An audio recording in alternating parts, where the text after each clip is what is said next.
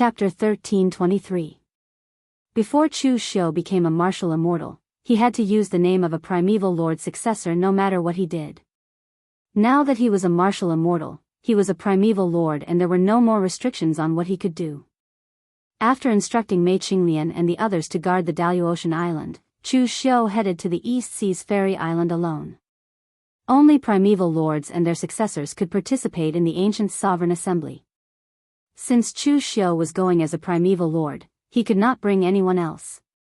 It was Chu Xiu's first time going to the Daoist's overseas territory.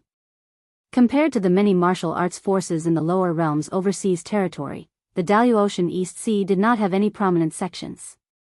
Only a few inconspicuous small sects and a few primeval lords occupied the island to cultivate. The reason was simple. The Daoist territory was much larger than the lower realm and there was still a large area that had yet to be explored. Why would they want to waste their time in the overseas territory? They would not be interested in such a place. The location of the fairy island was easy to find. The place with the thickest fog was the so-called fairy island to the east of the estuary. Chu Xiu rode on the waves and traveled for a full 3 days. His surroundings were already shrouded in thick fog. But in the endless fog, there was an island vaguely visible in the center. Upon closer inspection, there were countless tall buildings, palaces, and pavilions on the island. It was like a fairyland amidst the fog. No wonder it was called the Fairy Island. Several primeval lords had arrived at the same time as Chu Xiu. A gentle young Taoist priest in a Taoist robe walked up and greeted Chu Xiu. "I'm Lin Xiaoyao, a primordial ultimate god disciple." "Greetings, senior. Please show me your invitation." The young Taoist priest in front of him looked very young. He looked like he was in his 20s if not for his cultivation technique. However, the aura on his body was incomparably deep. Although he was only at the true fire spirit refinement realm, his aura was stronger than that of the heaven and earth profound understanding realm. Chu Xiu handed the invitation over. Lin Xiaoyao was surprised when he saw the name on it. "So it's Senior Chu Xiu. I've heard a lot about you. Please come in." The other prime sovereigns also looked at Chu Xiu curiously. In truth, these reclusive prime sovereigns didn't really like gossip and didn't know much about it. It was because Chu Xiu was too famous during this period of time. Not only had he killed 3 primeval venerable successors in the exalted divine palace, he had also humiliated the world sword sects and killed the Brahma sect's Vishnu palace lord. During his trip to the exalted divine palace, Chu Xiu had offended almost half of the Jianghu and could be said to be extremely high profile. Coupled with his identity as a primeval venerable successor, he had attracted so much attention. Even Meng Xinghe, who only roamed the eastern region, wasn't as high profile as Chu Xiu in the past. The other prime sovereigns couldn't figure out Chu Xiu's background. They weren't hostile, but they didn't have any goodwill either. They all sized him up and followed Chu Xiu into the main hall of the Immortal Island. There were already many primeval venerables in the main hall, and most of them had brought their successors. There were more than 30 of them in total. But before Chu Xiu could take a closer look, an angry voice suddenly sounded, "Chu Xiu! How dare you come to the Primeval Sovereign Conference?" Chu Xiu looked up and saw that the speaker was Su Qianya. Fang Baidu was also looking at him with vigilance and hostility from the side. However, Chu Xiu's eyes weren't on the two of them, but on Luo Feiheng and Long Longer behind them. Compared to before, Luo Feiheng and Long Longer's auras were even stronger.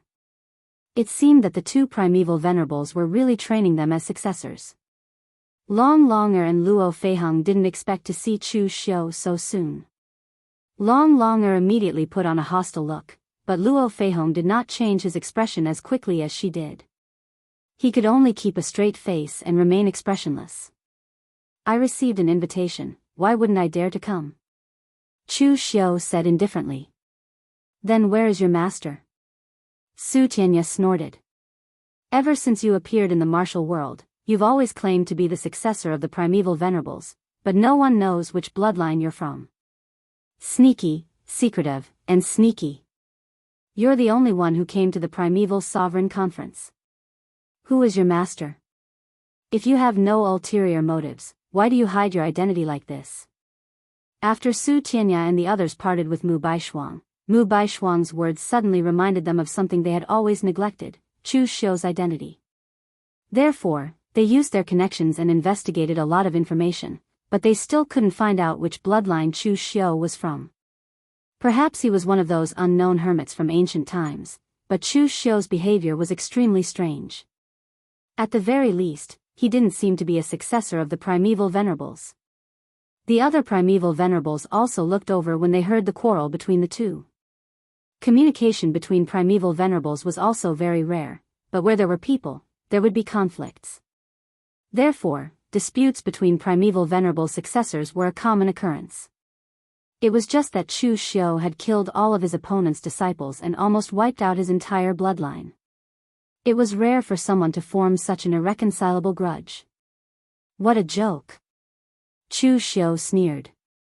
Who do you think you are? Why should I confess my identity to you? Su Qianya, don't forget that I'm now a third-layer martial immortal. I've officially become a primeval venerable, not a successor. So my master has already abdicated and I'm in charge of my bloodline. What's wrong with that? Your disciple didn't live up to expectations and tried to kill me in the exalted divine palace. I spared him once, but he didn't know what was good for him. That's why I said that he deserved to die. According to the rules of the exalted divine palace, life and death are not discussed, but now you've come to make trouble for me. What bullshit, divine dragon subduing general. You're just a sore loser. Why bother roaming the martial world if you're afraid of death? Why enter the exalted divine palace? Wouldn't it be safer to hide in the forests and never come out? Chu Xiu's words were full of mockery and didn't leave any face for Su Qianya. This immediately made the short-tempered Su Qianya explode. He couldn't care less where he was. A deafening dragon roar erupted around him. As he threw a punch, the surrounding space began to distort and the laws were squeezed and torn apart by the extreme power. Facing Su Qianya's punch, Chu Xiu sneered and unleashed the holy demon invincible form. He also threw a punch. The two fists collided and immediately erupted with a deafening shockwave. Su Qianya had the strength of a fourth-layer martial immortal, but Chu Xiu wasn't afraid of him in terms of pure strength. With true fire as his foundation, and now that Chu Xiu had cultivated the holy demon invincible form, the strength of his physical body could be said to have reached a true peak. Behind Chu Xiu, a piercing golden Buddhist light fused with a deep, pitch-black demon chi, turning into a demon Buddha with 3 heads and 6 arms. It had the solemnity of the power of Buddhism, as well as the fierceness and violence of the power of demon Tao. The strange demon Buddha's 6 arms smashed down. Around Su Qianya, the dragon roared furiously and the dragon swung its tail. The might seemed to be able to tear a mountain apart. But under Chu Xiu's demon Buddha, his dragon tail was directly smashed down by a punch. Then, the 6 arms smashed down one after another with terrifying might. At that moment, Su Qianya finally understood how Yin Tuoluo felt in the past. Previously, when Su Qianya saw Yin Tuoluo being suppressed by Chu Xiu, he thought that Yin Tuoluo, the deputy palace master of Shiva Palace, was just an empty title. But when it was his turn to fight against Chu Xiu, he could feel the strong pressure and the powerful attack that made him breathless. The 6-armed demon Buddha's punches landed one after another, and Su Qianya's dragon body couldn't even raise its head. Fang Baidu, who was at the side, saw that something was wrong. He immediately formed a seal and a pure white moonlight suddenly appeared in the palace. It broke through the surrounding space and enveloped Chu Xiu. The secret technique of Venerable Gu Yu's lineage was very mystical. It seemed to be able to affect the operation of the power of space, forcibly tearing apart Chu Xiu's body. If it weren't for the fact that Chu Xiu's holy demon indestructible body was indeed very powerful, he might have been torn apart by the power of this technique. In the 6-armed demon Buddha behind him, the 2 arms that belonged to the power of the demonic path began to form seals. Fang Baidu was shocked to find that a demonic shadow had appeared under his feet out of nowhere. It had integrated into the shadow under his feet and was constantly assimilating his power. Creation Heavenly Demon, the original demonic technique that could dissolve all kinds of power. Ever since the Bliss Demon Palace's inheritance of this path was severed, the Daoist warriors hadn't seen the power of the creation demonic path for a long time. Fang Baidu didn't know how to deal with this strange power. He could only expand the moonlight around him. The power of laws floated around him and created a space that belonged solely to him. He prevented the power of the creation demonic path from corroding his own power. He was in a stalemate with it. 2 fourth heavenly layer martial immortals were fighting against Chu Xiu, a mere 3rd heavenly layer martial immortal. Yet, they were actually in a stalemate. In fact, they even faintly felt like they were being suppressed by their opponent. This shocked the surrounding warriors who were seeing Chu Xiu for the first time. Chu Xiu's battle prowess was simply astonishing. Right at that moment, an aged voice suddenly sounded. "All of you, stop. We haven't seen each other for decades or even centuries. How can we fight each other the moment we see each other? We are all martial immortals who stand at the peak of the Daoist realm. What's the point of flaunting your pride like children?" Following that voice, a mystical rhythm fused with the laws and spread out. Wherever it passed, Chu Xiu was shocked to discover that regardless of whether it was his indestructible holy demon body or the creation demonic Tao, they were all assimilated into the source of demonic qi and Buddhist light, dissipating in midair. To be exact, it wasn't assimilation. Instead, it was returning to its original state, returning to its original state. It was the same for Su Tianya and Fang Baidu. Their powers had all been returned to their original state. The 3 of them had no choice but to stop fighting. At that moment, an old man and a young man wearing a Daoist robe embroidered with clouds and stars stepped into the palace. Chapter 13:24. Of the 2 people who walked into the hall, the elder appeared extremely old. His hair and beard were all white, and the wrinkles on his face almost covered his eyes. His body was as hunched as a shrimp. However, when everyone saw him appear, their eyes revealed a trace of respect, and their bodies slightly leaned forward to show their respect.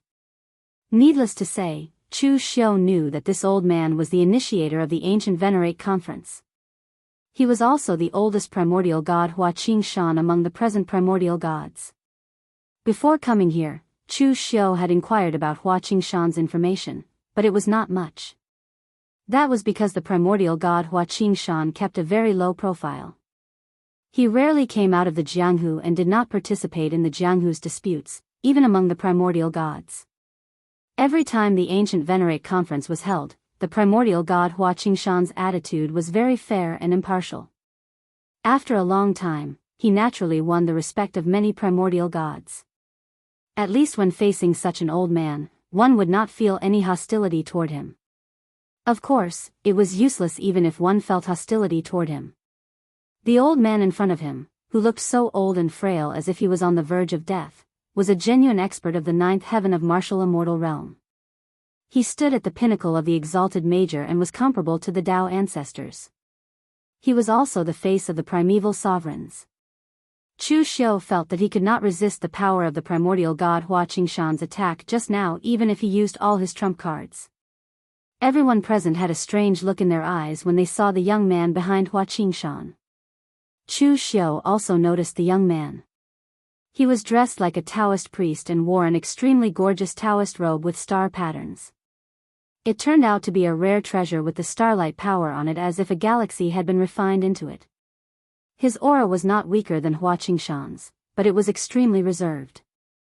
However, there was not the slightest emotion in his eyes, only a boundless galaxy, profound, vicissitudes, and unfathomable. Wuxia Xianxia walked to Chu Xiu's side, paused for a moment, then grinned and said, "Not bad, young man. We prime sovereigns have been living in seclusion, but in reality, we have also lost our drive, so there are very few young people who can stand out. You have made a name for yourself in the outside world and represent the entire prime sovereign lineage." "Not bad." Chu Xiu bowed his head and said, "Senior is overpraising me." The young Taoist priest also glanced at Chu Xiu. However, there was a boundless galaxy revolving around his eyes, and there was no change in his expression. There was only a trace of a gentle smile that seemed to never change, making it impossible for others to guess what he was thinking. Hua Qingshan then turned his gaze towards Su Tianya, shook his head and said, "You martial artists of the dragon-subduing divine general's lineage are always so hot-tempered. Actually, upon reaching the martial immortal realm, your control over the power of your cultivation techniques has reached the pinnacle. Your cultivation techniques will no longer affect your state of mind. The ones that will affect your state of mind will be yourselves. Dragons could soar above the 9 heavens, and they could also hide in the 9 abyss. I was there before your master passed away, and he told me that the dragon-subduing divine general and the dragon-subduing divine general are not referring to your cultivation techniques, but yourself. When you can subdue this dragon, in your heart, then you will be considered complete." Su Tianya did not dare to refute. He hurriedly cupped his hands and said, "Thank you for your guidance, Supreme Divinity." Hua Qingshan then turned his gaze to Feng Baidu. "Your lineage of Venerable Gu Yu and the dragon-subduing divine general's lineage complement each other, but I hope that you can complement each other not only in cultivation techniques, but also in character. Sharing life and death is commendable, but you must also remember that you should not allow one party to act impulsively, while you accompany him in acting impulsively." Feng Baidu lowered his head obediently and said, "Thank you for your guidance, Supreme Divinity." Hua Qingshan slowly walked forward and sat on the main seat. He said in a deep voice, "Everyone, there are actually 2 things that I would like to inform everyone of in this ancient venerable meeting. The first is that there is a problem with the formation seal between the lower realm and the Daoyu Ocean. The formation seal in the lower realm has disappeared, and it won't be long before the lower realm and the Daoyu Ocean are completely connected." Upon hearing this, the crowd was stunned for a moment, then began to whisper and discuss excitedly. After a while, when everyone's voices had quieted down, Hua Qingshan continued, "I'm sure everyone is aware of the impact of this matter, so I won't say more. We have not returned to the ancestral land for 10,000 years, and we do not know what is in the ancestral land in the lower realm. It may be dangerous, but it could also be an opportunity.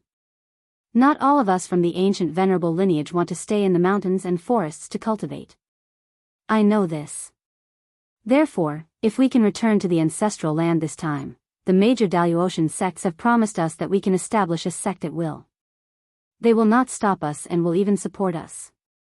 The interests of the 4 Daoyu Ocean regions are already fixed.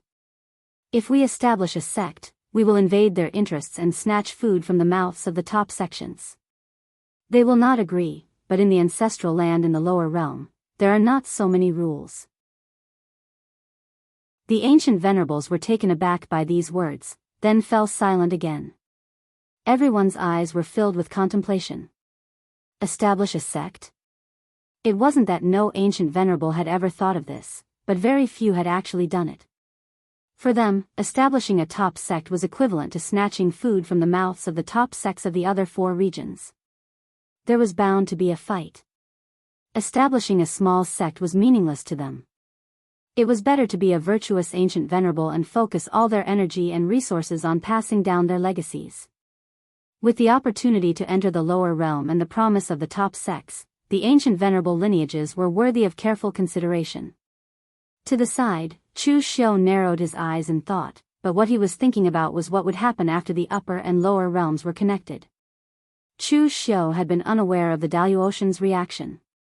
But now, it seemed that the Daoyu Ocean side hadn't made any unnecessary moves and had instead chosen to cautiously wait for the formation to collapse on its own in order to preserve the exalted divine palace. After all, the exalted divine palace had been built 10,000 years ago by gathering the power of all the cultivators of the lower realms. Even though the ceiling formation had been destroyed, the exalted divine palace was still intact and could still be used for cultivation. Moreover, if anything happened to the lower realm, the Daoyu Ocean sects could rebuild the formation with the exalted divine palace as the center. After everyone had digested this information, Hua Qingshan continued, "As for the second matter, it is an internal affair of the ancient venerables. I'm old and have presided over several ancient venerables conventions. When my disciple died in an accident, it took me a long time to find Xiaoyao to be my disciple. Therefore, I don't have the time or energy to manage the affairs of the ancient venerables lineage. I recommend Xinghe to be the next organizer of the Ancient Venerables conventions and the leading figure of the Ancient Venerables lineage. With that, Hua Qingshan pointed to the young Daoist sitting to his right. His words stirred a commotion among the crowd, and there were all sorts of words of persuasion and persuasion. Chu Xiu's expression changed drastically. He'd had his suspicions before, but now he was certain that the young Daoist was Xinghe unfettered, Meng Xinghe, the renowned ancient venerables of the outside world. Chu Xiu had no grudge against Meng Xinghe, but he did have a grudge against Yi Weikong of Frigid River City.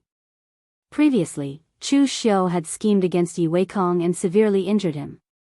Therefore, Chu Xiu could vaguely guess Meng Xinghe's attitude towards him. However, Meng Xinghe was much stronger than Yi Weikong. Both of them were several hundred years old. Although Yi Weikong hadn't entered his twilight years, his vitality was no longer increasing. Meng Xinghe, on the other hand, was still able to maintain his youthful appearance. This wasn't the result of using some secret technique, but the abnormally rich vitality in his body. What Meng Xinghe was displaying now was his true age. According to his overall lifespan, Meng Xinghe was currently in the prime of his life. Hua Qingshan couldn't help but shake his head when he saw the crowd urging him to stay. Everyone, I've made up my mind. I really don't want to sit in this position anymore. Xinghe is already a peak expert of the ninth heaven of martial immortal. Even if I go all out, I'm still no match for him. With him representing us, Gu Zun's bloodline, we'll have more confidence when talking to those from the major sections. This time, when the lower realms formation was destroyed, Xinghe represented me in the discussion with the top experts of the major sections. Now that he's sitting in this position, he deserves it.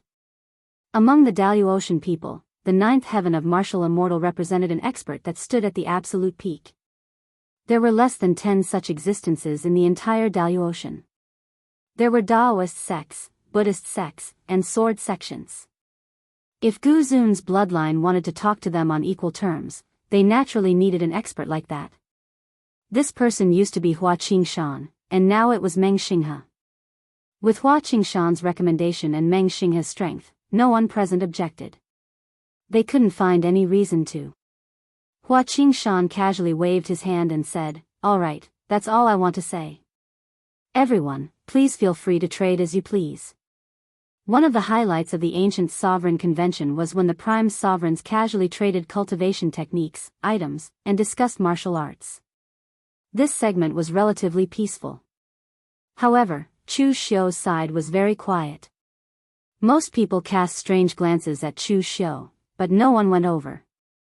For Chu Xiu, there were only two kinds of people present. One was those who had a grudge against him, and the other was someone he didn't know. Needless to say, the other prime sovereigns didn't know Chu Xiu well either. They didn't have any friendship with him, so what was there to trade with? Moreover, it was rumored that Chu Xiu was ruthless and ruthless. He had killed 3 prime sovereign successors in a row. Such rumors naturally made people stay away from him. However, at that moment, a black-clothed burly man walked toward Chu Xiu. Chapter 1325. The burly man who suddenly walked towards Chu Xiu was about as strong as Chu Xiu, a 4th firmament martial immortal. The burly man smiled and said, "I am Qi Lianhai, a descendant of the vacant mountain demon venerable." Chu Xiu cupped his fists and said, "So it's Brother Qi. However, you still dare to approach me in such a situation?" Qi Lianhai glanced at Su Tianya and the others and said, "Why not? I'm not afraid of Su Tianya and Fang Baidu. Moreover, I've long disliked these 2 fellows. They aren't very strong, so they will team up and fight with numbers. Don't you think it's disgusting for 2 grown men to be together all day long? Besides, I have to thank you, Brother Chu, for helping me take revenge for my sect." Chu Xiu was surprised and said, "Oh? I helped you take revenge for your sect? May I ask who your sect's enemy is?" Qi Lianhai sneered and said, "It's the Bliss Demon Palace. In fact, my lineage was originally from the Blissful Demon Palace, but due to the difference in cultivation methods and ideologies, we were suppressed by the former palace lord of the Blissful Demon Palace. Left with no choice, we could only leave the blissful demon palace and become a rogue cultivator. To put it nicely, my bloodline is also a prime venerable, but in reality, we are just stray dogs. It's a pity that the blissful devil palace has always been a major devil Daoist sect in the southern region. Even if my bloodline wanted to take revenge, they couldn't find a way to do so. Luckily, Brother Chu, you helped us take revenge. Chu Xiao nodded and said, "No need to be so polite, Brother Qi. Why did you come to me this time?" Chu Xiao wasn't naive enough to think that Qi Lianhai came to him just to thank him. It had been a long time since he destroyed the Bliss Demon Palace. Why hadn't he seen anyone come to him to thank him? Qi Lianhai disregarded everyone else's opinions and rushed to get close to him. He must have some ulterior motive. Qi Lianhai waved his hand and said, "In that case, I won't waste any more time. I came to you to trade a portion of the Bliss Demon Palace's cultivation techniques. After the blissful devil palace was destroyed, these things should have fallen into the hands of Brother Chu and the Heavenly Devil Palace. However, if I were to go to the Heavenly Devil Palace with my identity, even if my bloodline has a grudge against the blissful devil palace, the Heavenly Devil Palace might not believe me. Therefore, I can only come to you, Brother Chu. As for the items to be traded, I believe Brother Chu will need them." "What is it?" Qi Lianhai said solemnly, "Heavenly Demon Creation Scripture. In the past, my ancestor had a falling out with the Blissful Demon Palace's Palace Lord because my ancestor was going to look for the Blissful Demon Palace's Devil Dao of Creation. But back then, everyone in the Bliss Demon Palace had already given up on the Creation Demon Dao and walked on the path that they thought was correct. Instead, they labeled my ancestral master as a heretic. When I saw Brother Chu attack by Du just now, you used the power of the Fortune Heavenly Devil. Brother Chu, you must have obtained it from the Blissful Devil Palace, right? The power of the Fortune Heavenly Devil is the ultimate power that can reach the pinnacle of the Great Tao. However, it is too obscure, difficult to understand, and extremely difficult to cultivate. Even though I have reached the martial immortal realm, I dare not say that I have comprehended the power of the Fortune Heavenly Devil. The Heavenly Demon Creation Scripture is my ancestors' understanding of the power of the Fortune Heavenly Devil. I believe it will be very useful to Brother Chu." After listening, Chu Xiao didn't even think about it before nodding and saying, "Yes." Chu Xiao had great confidence in the power of the Fortune Heavenly Devil. Although his understanding of the power could only be regarded as rudimentary, if he could truly master it, the power of the Fortune Heavenly Devil could help him reach the pinnacle of the demonic Tao. After the smooth exchange, Qi Lianhai glanced to the side and suddenly whispered to Chu Xiao, "Brother Chu, you're a straightforward person and a rare demonic cultivator among the prime sovereigns. You and I can be considered to walk the same path. I have to remind you of one thing, be careful of one person." "Who?" "Meng Xinghe." Qi Lianhai's voice sounded a little sad. The primordial ultimate god was the leader of the ancient sovereign bloodline. Although he didn't do anything beneficial to the ancient sovereign bloodline, he was always fair and didn't harm anyone's interests. That's why we admire him. However, things are a little complicated with Meng Xinghe. I've dealt with him before, and he's definitely not as simple as he appears to be. I just hope he doesn't bring the entire ancient sovereign bloodline into the abyss. Brother Chu, I've heard about your dispute with Cold River City in the Eastern Territory. The friendship between Meng Xinghe and Yi Weikong is definitely beyond your imagination. Now that he has become the leader of the ancient sovereign bloodline, Brother Chu, you'd better be careful." Qi Lianhai had just finished speaking when Meng Xinghe suddenly walked towards them, causing Qi Lianhai's expression to change slightly. He had just used the power of laws to transmit his voice. Unless the other party had comprehended the same power of laws, they shouldn't have been able to hear it. Qi Lianhai secretly blamed himself for talking too much. He immediately bade farewell to Chu Xiao and turned to leave. Chu Xiao looked at Qi Lianhai in a slightly astonished manner. Exactly what did Meng Xinghe do back then for this fourth-level martial immortal expert to be so afraid? Meng Xinghe walked up to Chu Xiao with a faint smile on his face and said in a gentle voice, "Chu, I've heard a lot about you." Chu Xiao said indifferently, "What wanderer Meng heard should be cursing me, right? Meng Xinghe laughed and said, I can feel that you're a little hostile towards me, Chu. Is it because of Yi Weikong? I built Cold River City with Yi Weikong in the past, but Cold River City doesn't belong to me. I'm Xinghe Wanderer, not the Lord of Cold River City. From the day I chose to leave Cold River City and became a prime sovereign, I actually had nothing to do with Cold River City. If I still wanted to help Cold River City, then it wouldn't be High Heaven Sect but Cold River City that dominates the Eastern Territory now. With that said, Meng Xinghe glanced at Chu Xiu and said, You may think I'm boasting, but I never like to boast. No one in High Heaven Sect can stop me, even if they use the High Heaven Wuji seal. Meng Xinghe's words didn't contain much conceit. There was only self-confidence, extreme self-confidence. Chu Xiu narrowed his eyes and said, So even if I schemed against Cold River City and Yi Weikong was seriously injured, Wanderer Meng won't vent his anger on me? Meng Xinghe shook his head and said, Of course not. It's not necessary. Yi Weikong is very stubborn, and I'm also very stubborn. He has his path, and I have mine. If I interfere in his affairs, it's equivalent to deviating from the path I chose. Similarly, Yi Weikong understood me and understood me. He had never come to look for me after so many years. Now you are a prime sovereign, and I am also a prime sovereign. What we should talk about shouldn't be the matters of the underworld, but the matters between us prime sovereigns. Oh. What does Wanderer Meng want to talk about? Although I'm not the weakest among all the prime sovereigns present, I'm not the strongest either. My seniority is also the lowest. Meng Xinghe said in a deep voice, Chu, you cultivate Taoism, Buddhism, and demonic Tao at the same time. What do you think about sectarian bias?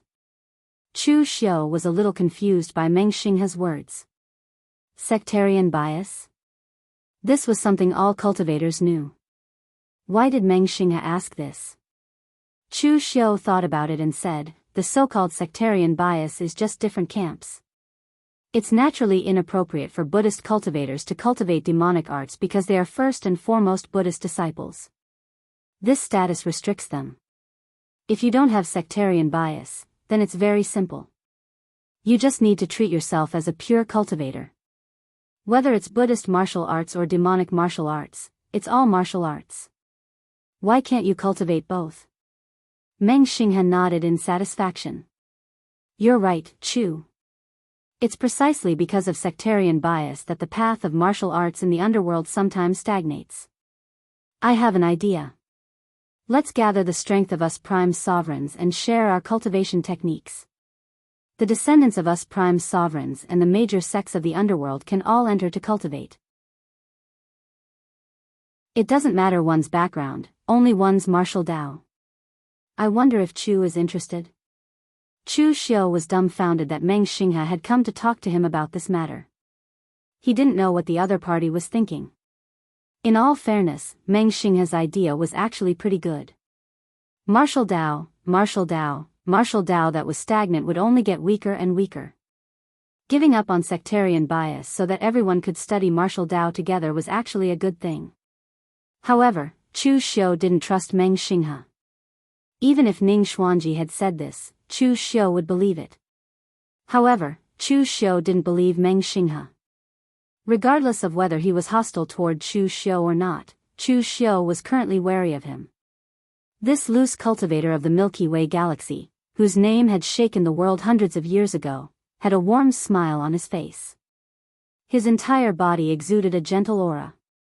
However, Chu Xiu could sense a trace of danger from him. In the end, Chu Xiu just smiled and said, I admire unfettered Meng's courage to be the first in the world. However, this matter is very important. Although I've taken over as prime sovereign, I still need to go back and discuss it with my master. Meng Xinghe nodded and said, In that case, I won't disturb Chu any further. After saying that, Meng Xinghe didn't insist. He walked directly to the others and said something. It should also be about this matter.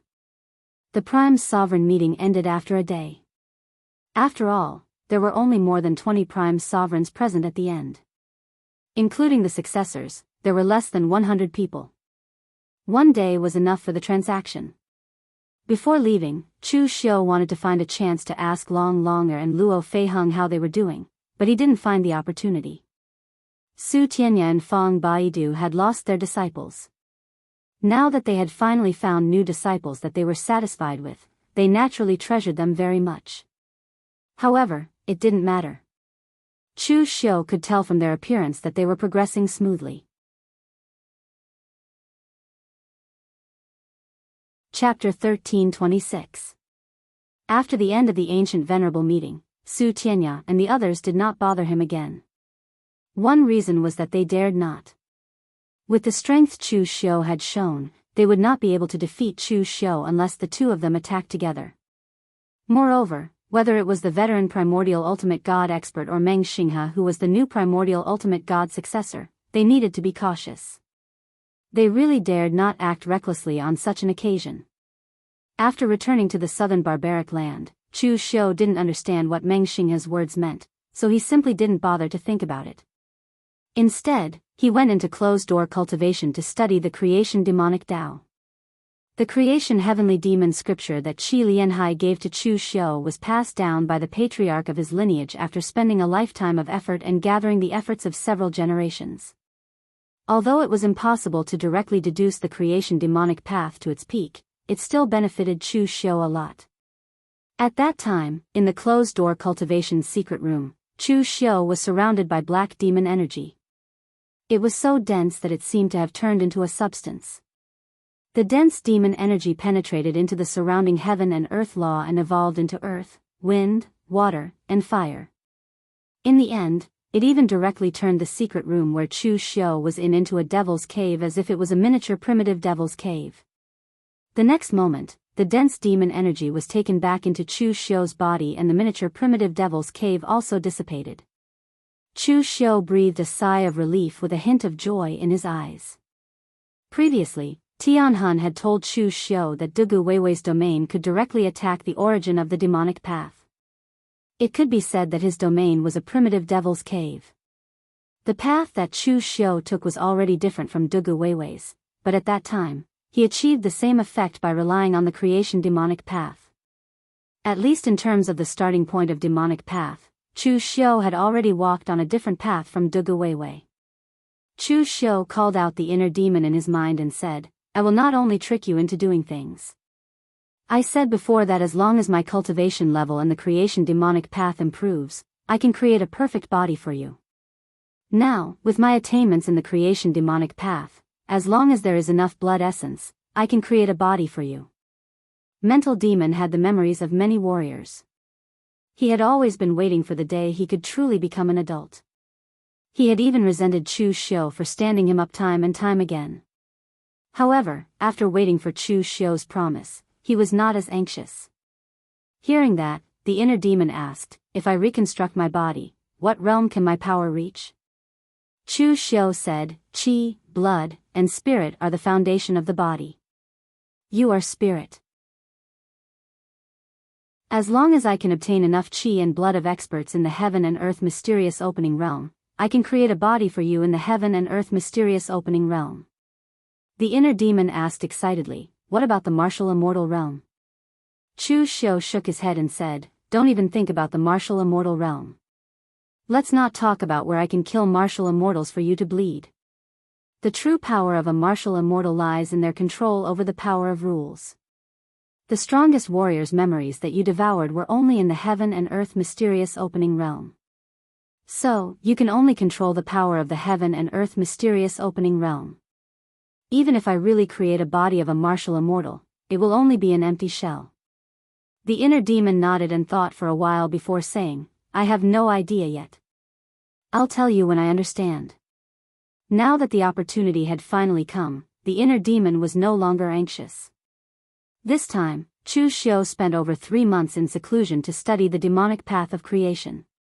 Originally, he was going to continue his seclusion, but coincidentally, someone knocked on the formation, reminding Chu Xiu that something had happened. When Chu Xiu came out of seclusion, Mei Qinglian immediately walked up and said, "That fatty Sikong Tan is here. He said he found a clue about the source." When Chu Xiu heard that, he was taken aback. His first reaction wasn't joy, but he felt that Sikong Tan must have found the wrong thing. An existence like the source was definitely a treasure among treasures. It might even be kept by some top sections. How could Sikong Tan find it in such a short time? Chu Xiu didn't believe that the fatty would be so powerful. When Chu Xiu called Sikong Tan over, the fatty immediately cupped his hands and said in a flattering manner, "I haven't seen Lord for a while. Lord's cultivation has improved again. The peak of the 9th heavenly layer can be said to be within your reach." Although Chu Xiu did have some gains during his seclusion, with Sikong Tan's eyesight, he couldn't tell whether Chu Xiu had improved or regressed. He was purely sucking up out of habit. Chu Xiu waved his hand and said, "That's enough. Stop sucking up to me. I heard that you really found clues to the origin source." Sikong Tan nodded and said, "According to the information Lord gave me, I have 90% certainty that it should be the source. However, I haven't seen the real thing, so I can't be certain." "Oh? Who is in possession of the source?" "It's in the hands of the Sanskrit sect." Sikong Tan said in a low voice, "It's like this. After I took the resources Lord gave me, I expanded the divine machine gate. At the same time, I sent my trusted disciples to the western and northern regions to open up information channels. One of my disciples was even more ruthless. He actually shaved his head and became a monk, entering a small temple in the western regions. In the western regions, besides the two major Buddhist sects, the Tianluo Treasure Temple and the Sanskrit sect, there are also countless small temples belonging to the Sanskrit sect and the Zen sect. My disciple joined a temple belonging to the Zen sect and has a very close relationship with the Tianluo Treasure Temple. It also has a rather long history. He read a story in the Sutra Pavilion of that small temple. It said that after the Tianluo Treasure Temple and the Sanskrit sect entered the Daoist continent, they once fought over something and started a war. Chu Xiu said in a low voice, "But according to my knowledge, the two sects have always been at odds with each other in the lower dimensions, and it can be said to be extremely common for both sides to start a great battle over the same thing. How can you be sure that what they're fighting over is the source energy?" Sikong Tan explained, "Because of that fight, even some small temples in the western regions were implicated. The temple that my disciple belongs to is on the side of the heavenly treasure instant, and the ancestor of that temple even personally fought for this item. Its appearance and effects are almost exactly the same as what official Chu said about the source. It emits a faint golden glow, but it is stored in an extremely precious secret box made of sun essence gold." After hearing Sikong Tan's words, Chu Xiu was 90% sure that it was the source. However, it would be troublesome if this thing fell into the hands of the Sanskrit sect. Given the current scale of the Sanskrit sect, even if Chu Xiu used all his trump cards, he still wouldn't be able to defeat them. This source is now in the hands of the Sanskrit sect. Do you know if the Sanskrit sect has researched anything about it? Sikong Tan shook his head and said, "I really don't know about this. My disciple only heard a few words. This source was first obtained by the Tianluo Treasure Temple, but in the end, it was taken away by the Sanskrit sect. Moreover, at that time, one of the higher-ups of the Tianluo Treasure Temple sacrificed his life to seal a part of the power of that thing. They were thinking that even if they couldn't get it, they couldn't let the Sanskrit sect use it. Later, that thing should have been kept in the Vishnu temple of the Sanskrit sect. Although the strength of the Vishnu temple has always been inferior to the Shiva temple and the Brahma temple, they are good at all kinds of strange secret techniques. They have also researched all kinds of strange things. Therefore, the thing that is suspected to be the source has always been kept by the Vishnu temple." After hearing this, Chu Xiu rubbed his chin and narrowed his eyes. It could be said that Mei Qinglian understood Chu Xiu very well. When she saw his appearance, she could roughly guess what he was thinking. He must be plotting against someone else. "Hey, I say, you can't be thinking about the Sanskrit sect, right? That is the Sanskrit sect that has the strongest people in the 9th heavens. The martial immortals of the Sanskrit sect added together are probably more than the entire eastern region." Chu Xiu narrowed his eyes and said, "I killed Xianxia." Mei Qinglian had a look of speechlessness and said, "I know you killed Xianxia. But the problem is, the Sanskrit sect has more than one Xianxia. Right now, in the lower realm. In short, for now, it is better for us to keep a low profile. In fact, Mei Qinglian's character was not so conservative and stubborn. On the contrary, she was also a very radical and bold person. But compared to Chu Xiu, Mei Qinglian's so-called radical boldness was nothing. Chu Xiu was someone who dared to poke a hole in the sky. In normal times, if the Sanskrit sect repeatedly targeted them, Mei Qinglian would definitely agree to fight back. But in this kind of situation, the upper and lower realms might connect at any time, so it was better to be more obedient. Chu Xiu shook his head and said, I know that the Sanskrit sect has more than one Xianxia. But at the same time, the Sanskrit sect has more than one enemy. Xianxia was the new lord of the Vishnu palace of the Sanskrit sect. He had a promising future. When I killed him, it was equivalent to slapping the Sanskrit sect in the face. But after that, did anyone from the Sanskrit sect come to find trouble with me? No, there was only Yindala. But Yindala coming to find trouble with me was not an order from the higher-ups of the Sanskrit sect. Yindala came on his own for the world-ending fire. At this point, Chu Xiu revealed an unreadable smile. Obviously, in the eyes of the Sanskrit sect, Chu Xiu am just an insignificant person. I killed Xianxia and slapped the Sanskrit sect in the face. They will be angry, but they will not put me on the table. Because now, there are more troublesome opponents waiting for them. For example, the treasure Buddha of heaven. As he said, Chu Xiu turned his gaze to Sikong Tan. What's the situation in the entire western region now? Is it very sensitive? Sikong Tan was stunned for a moment, then immediately said respectfully, Official Chu's eyes are like torches, and your foresight is like a god.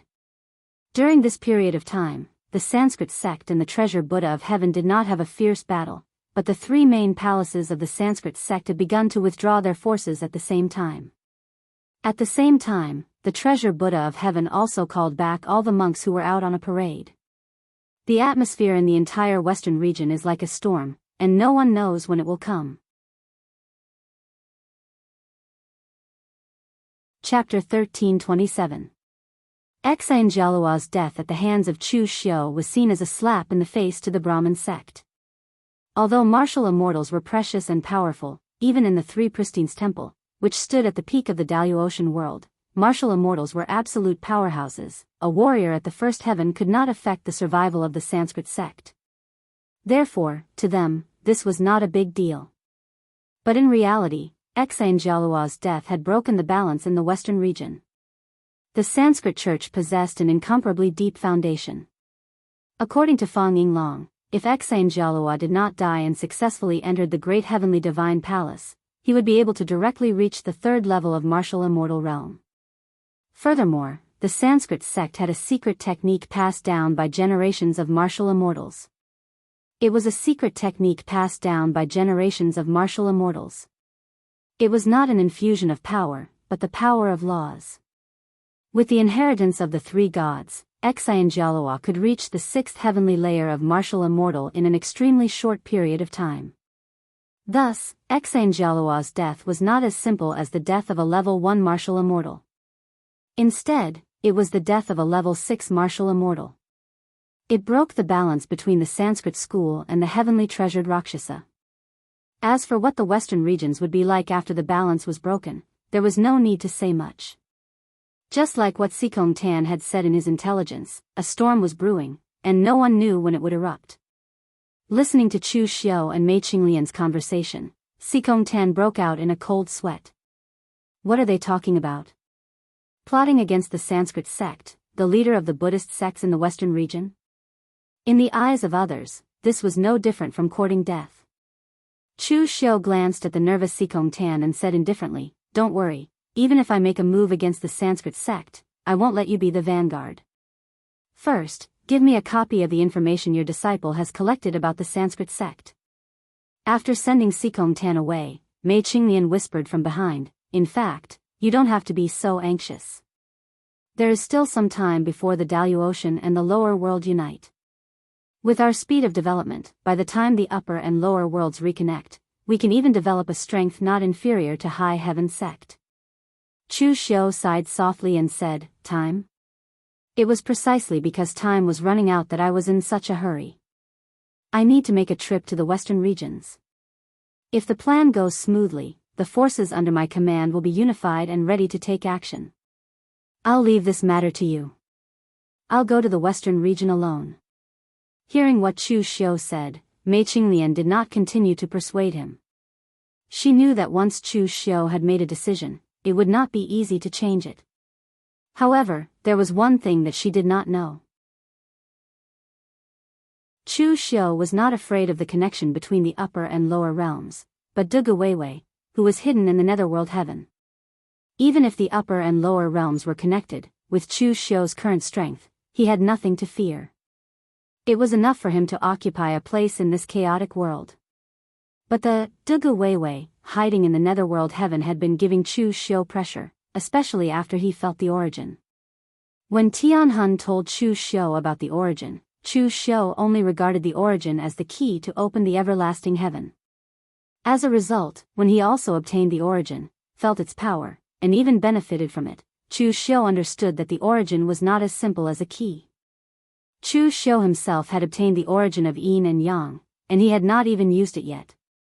He had increased one level of martial immortal only by relying on a trace of power that overflowed when the origin of yin and yang collided. If he could really activate the power of the origin, how terrifying would it be? Dugu Weiwei had at least 2 origins in his hands, and it was even possible that he had 3.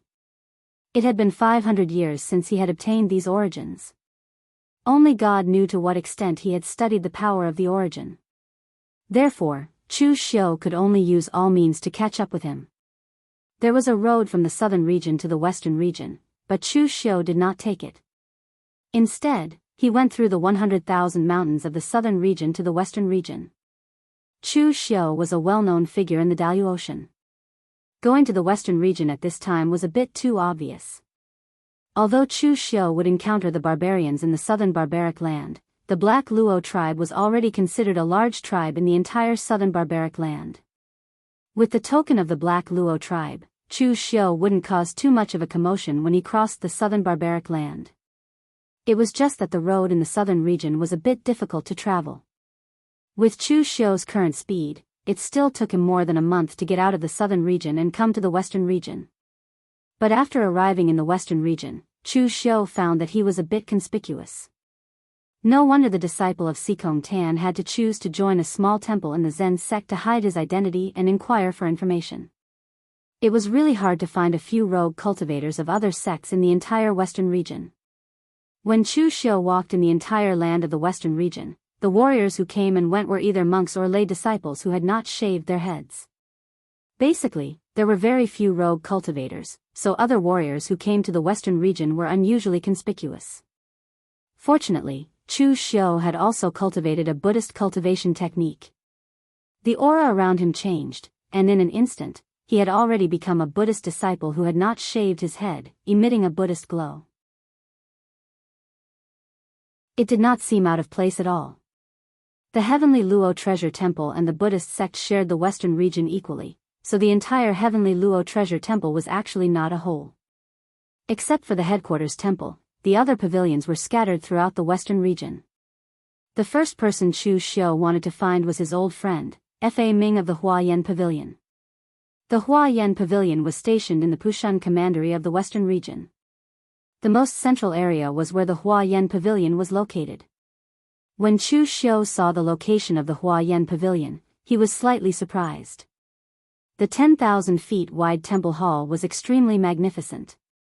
There was an endless stream of Buddhist monks and pilgrims coming and going. It could definitely be considered a peak of incense offerings.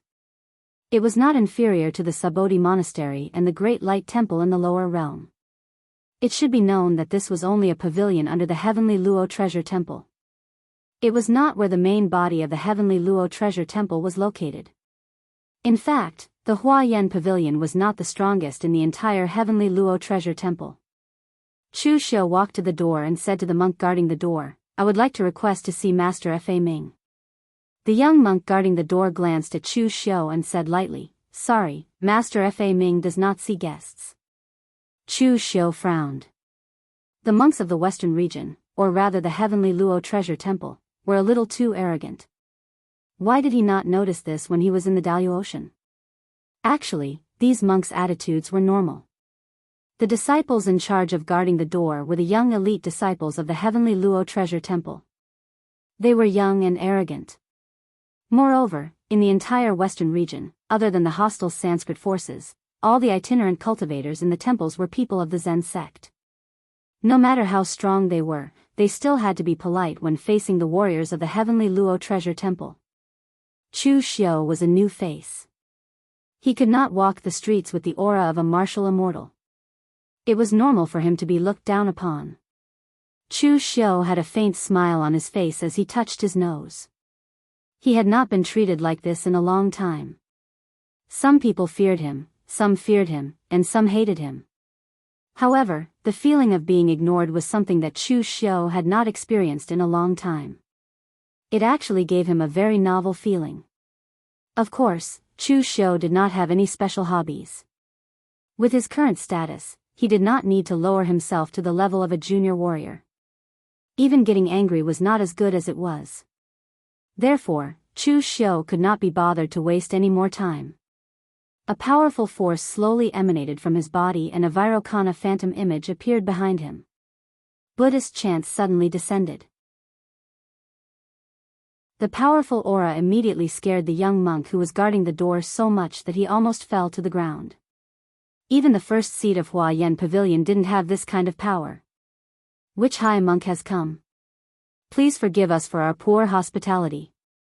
A dignified voice was heard as Fa Ming walked out with a solemn expression. However, after seeing Chu Xiu, Fa Ming's face revealed a look of surprise. Young Master Chu.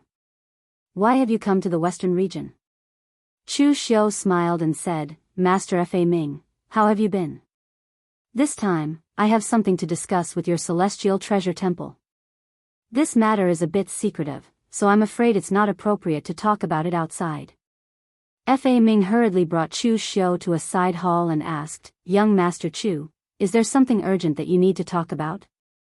Although Fa Jing had warned Fa Ming in the Daoist temple that Chu Xiu was not an easy person to deal with and that he had to be wary of him, Fa Ming was still a person who could clearly distinguish between gratitude and grudges.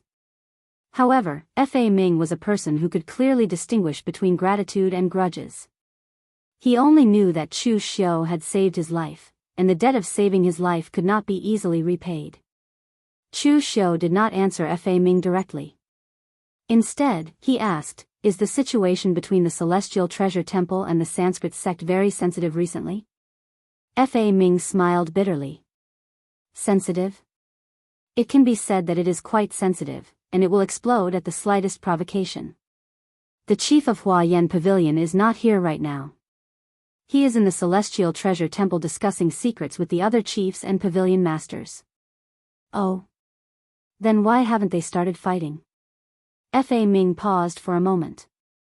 Thinking that this was not a secret, he said, it's nothing much. It's not that they don't want to fight, they just don't dare to. As for the recent events in the lower realm, I believe that young Master Chu, as the successor of the ancient sovereign, should already know. At this juncture, the Daoist should not have too much internal strife, so in response to this situation, the ancient sovereign personally invited the world supreme and the master of the Sanskrit sect to the northern region to discuss Tao. Chu Xiu raised his eyebrows slightly. The master of the Sanskrit sect and the world supreme of the Celestial Treasure Temple were not in the western region. This was somewhat unexpected to Chu Xiu. So you don't dare to make a move without these two around? Fa Ming shook his head. It's not that we don't dare to make a move. It's just that although the Sanskrit sect lost a hall master, they still have a fighting chance if we really fight. We will also suffer heavy losses. Without the World Supreme, we can't even send a message. Who would dare to take such a big risk and order a fight to the death with the Sanskrit sect? But if we don't make a move, the chiefs and pavilion masters will not be satisfied. The previous lord of the Vishnu Palace died early, and the new lord of the Vishnu Palace was killed by young Master Chu. This is such a good opportunity for us to not make a move. It's really not satisfying. Chu Xiu squinted his eyes and said, now, the masters don't have to be dissatisfied. Why? Because I'm here. Chapter 1328. Fa Ming was just a straightforward person, but he wasn't an idiot who couldn't understand. When he understood Chu Xiu's meaning, he was shocked. Young Master Chu wishes to join forces with the precious Temple of Empyrean? Chu Xiu narrowed his eyes. Back at the exalted divine palace, when you were facing the Sanskrit, it was I who helped you solve the problem. Now that you are facing the Sanskrit, I can help you solve the problem as well. Great Master Fa Ming, do you think that I am fated to be with the Buddhist sects? Fa Ming didn't know if Chu Xiu was fated to be with the Buddhist sects, but he did know that he had no say in this matter. Young Master Chu, with my current position, I cannot interfere in this matter, Fa Ming said gravely. The one in charge of the precious Temple of Empyrean is the head of the Life Transformation Pavilion, Zen Master Jishan. I will introduce him to you, young Master Chu. Then I'll have to trouble you, Great Master Fa Ming. The precious Temple of Empyrean was located in the very center of the eastern part of the western region. The Life Transformation Pavilion wasn't actually located there, but Zen Master Jishan was currently in charge of the temple on behalf of the World Exalted One, so he naturally had to stay inside. Chu Xiu had thought that the flower-stern pavilion was already very grand, but the grandeur of the precious Temple of Empyrean far exceeded Chu Xiu's imagination. When the entire precious Temple of Empyrean came into view, Chu Xiu even thought that he had arrived at the holy land of the Buddhist sects, the Spirit Mountain. As far as the eye could see, countless golden glazed temples and palaces had been constructed. Golden light enveloped the earth, and anyone who stepped within a few li of the precious Temple of Empyrean would feel as if they were immersed in a boundless Buddhist light. The strangest thing was that the Hall of Great Strength at the very center was actually floating in midair. Countless formations must have been used to support it. This had no effect on the hall's defenses. In any case, as far as Chu Xiu was concerned, it could only be used for one thing: pretentiousness. Chu Xiu's lips curled into a sneer at the thought of this. In fact, in the entire Daoist world, no one was as overbearing as the celestial treasured Buddha. As for the other three regions, even the North region, where the Three Pristines Palace of Taoism reigned supreme, could accommodate other martial artists except for the Taoism lineage. But within the boundaries of the Western region, apart from the Heavenly Net Treasure Temple's Zen sect and the Brahmin sect, there was almost no room for any other martial artists. Chu Xiu walked all the way from the Pushun Commandery to the Heavenly Luo Treasure Temple. All the prefectures and prefectures that he passed through were dedicated to the monks of the temples. Ordinary people and low-level martial artists worshipped those small temples, and those small temples were dedicated to the Heavenly Luo Treasure Temple. Finally, the Heavenly Luo Treasure Temple was a grand occasion. Fa Ming pointed at the Heavenly Luo Treasure Temple with a proud expression. Young Master Chu, please take a look. This is where my Heavenly Luo Treasure Temple is located. 10,000 years ago, when my Buddhist sect came to the Western region, this place was still a barren wilderness. But now, it has become a Buddhist holy land that shines with Buddha's light. Chu Xiu sneered in his heart. For the sake of this Buddhist holy land, the Heavenly Luo Treasure Temple had killed many people. Over the past 10,000 years, the hard work of countless people and low-level martial artists in half of the Western region had been harvested by the Heavenly Luo Treasure Temple. In the holy radiance of the Buddha's light, Chu Xiu could faintly see a trace of blood swimming. Although he thought so, Chu Xiu still smiled and said respectfully, as expected of the Buddhist holy land, the Heavenly Luo Treasure Temple is magnificent and extraordinary. Fa Ming had a proud expression and asked Chu Xiu to wait at the door. He had to go in and report first. After a while, the door of the Heavenly Luo Treasure Temple opened and a magnificent voice came. Young Master Chu, please come in. The voice was magnificent and deep, even having the effect of shaking one's heart. It was as if all lies and deceptions would have no place to hide from this magnificent voice. Of course, with Chu Xiu's state of mind cultivation, the thickness of his skin, and the ability to lie without blinking, this thing was basically useless against him. Inside the heavenly Luo treasure temple, rows of Buddhist disciples shone with Buddha's light as they stared at Chu Xiu. The weakest among them was at the heaven and earth mysterious realm, and there were even several martial immortals among them. Moreover, this was certainly not all the martial immortals of the heavenly Luo treasure temple. For example, in the Life Transformation Pavilion or Hua Yan Pavilion, which were ranked at the top, the heads were basically all martial immortals. There were even 2 martial immortals in the Life Transformation Pavilion. If it was anyone else being stared at by so many Buddhist experts, they would definitely be extremely flustered. However, Chu Xiu had seen many big scenes and was still extremely calm at this moment. He cupped his hands and said to the crowd, "Eastern regions Chu Xiu greets the great masters and great master Fa Jing. Long time no see." Among the several old monks at the very front, the young-looking Fa Jing was extremely eye-catching. Furthermore, when Fa Jing left the great celestial divine palace, he was only a 3rd-layer martial immortal. Yet, he was now a 5th-layer martial immortal. The heavenly Luo treasure temple was also a great sect that had existed for countless years in the lower realms. They definitely had some sort of method that could raise the cultivation of a martial immortal. Fa Jing nodded and pointed to an old monk beside him. The old monk was dressed in golden monk robes but had not shaved his head. He had long gray hair and said, "This is our Life Transformation Pavilion's head, Zen Master Jishan." The old monk with long hair and not shaved his head even looked kind and amiable. However, Chu Xiu knew that he was definitely an extremely terrifying existence. The Life Transformation Pavilion was one of the strongest temples under the heavenly Luo treasure temple. In terms of battle prowess, they had once defeated the Sanskrit sect's strongest sect, Shiva Palace, to the point of being unable to raise their heads. They had even specially developed the world annihilation flame that could block the purifying lotus Buddhist light.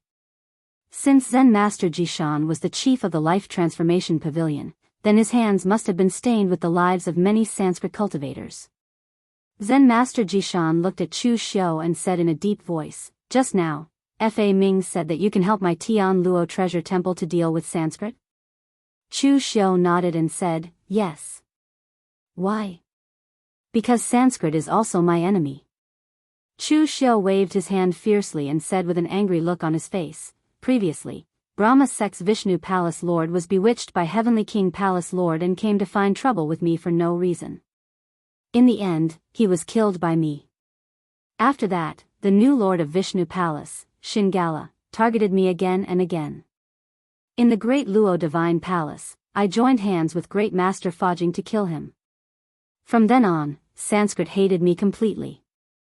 I wonder if Zen Master Jishan has heard that not long ago, the Vice-Temple Master of Shiva Palace, Ian Tualuo, had joined hands with the sword sect of the southern region to cause trouble for me. I can see that if the Sanskrit sect is not destroyed, I will never have a day of peace. So, I won't let go of any opportunity to deal a heavy blow to the Sanskrit sect." Zen Master Jishan did not pay any attention to Chu Xiu's incomparably furious and indignant expression. He remained calm as he asked, "In the exalted heaven, you were able to join forces with Fa Jing because you had the strength to do so. And now, you want to join hands with the entire heavenly Luo treasured monastery? Why?" Chu Xiu pointed at himself and said in a deep voice, "It's also because of my strength. I, Chu Xiu, have the cultivation of a 3rd heaven martial immortal, but I can fight against a 5th heaven martial immortal. I also have 2 1st heaven martial immortal experts under my command, and a force not inferior to the entire Imperial Sky Pavilion. I wonder, is that enough?" Some of the monks present revealed strange expressions. Although they were from the western region, they were not completely ignorant of the situation in the other 3 regions. The force under Chu Xiu's command was not inferior to the Imperial Sky Pavilion. In fact, it had far surpassed the Imperial Sky Pavilion. However, they had never heard of a large-scale war in the eastern region. How did Chu Xiu accumulate such a force? Zen Master Jishan shook his head and said, "It's enough to deal with ordinary small sects, but it's not enough to deal with the Sanskrit sect."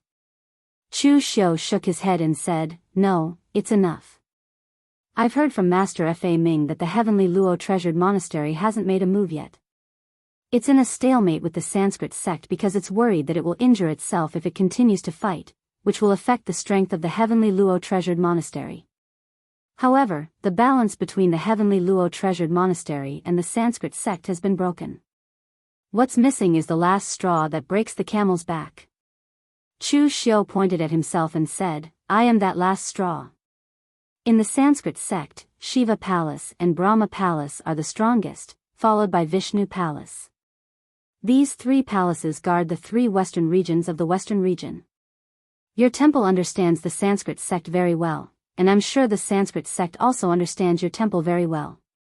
Therefore, as long as the heavenly Luo treasured monastery puts all its strength into the battlefield, and let the Sanskrit sect attack with all their strength, I'm willing to attack the Vishnu Palace from the rear, so that the three palaces of the Sanskrit sect will be reduced to two. The monks looked at each other. Chu Xiu's method was feasible, it should be said that it was very feasible.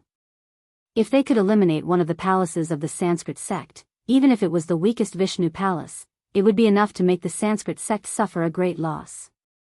An old monk could not help but ask, what you said is simple, but although the Vishnu Palace is the weakest, in the entire Sanskrit sect, all kinds of strange techniques, formations and other things are developed by the Vishnu Palace. Once the war starts, there will certainly be people guarding the Vishnu Palace. What will you do? Moreover, you brought so many people to the eastern region.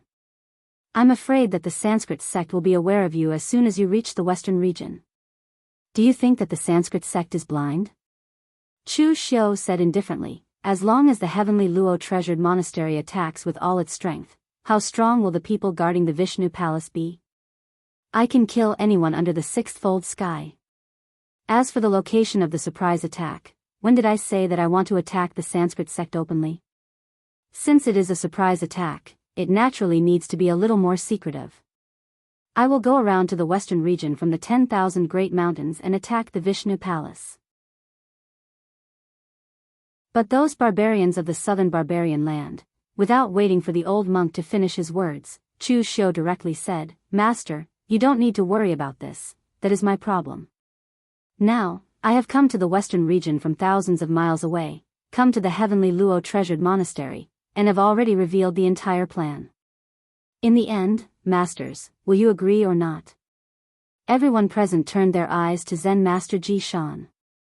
The heavenly Luo treasured monastery had strict rules. There would never be a situation where there was a disagreement or a quarrel.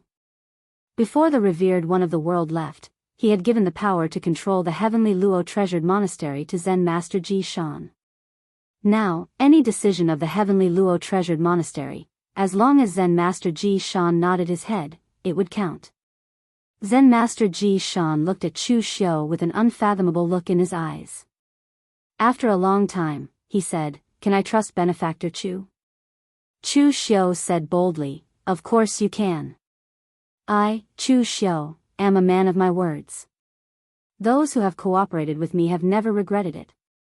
Zen Master Ji Shan put his palms together and said in a deep voice, After 3 months, the heavenly Luo treasured monastery will begin to gather and attack the Sanskrit sect. I hope Benefactor Chu will not let the heavenly Luo treasured monastery down at that time.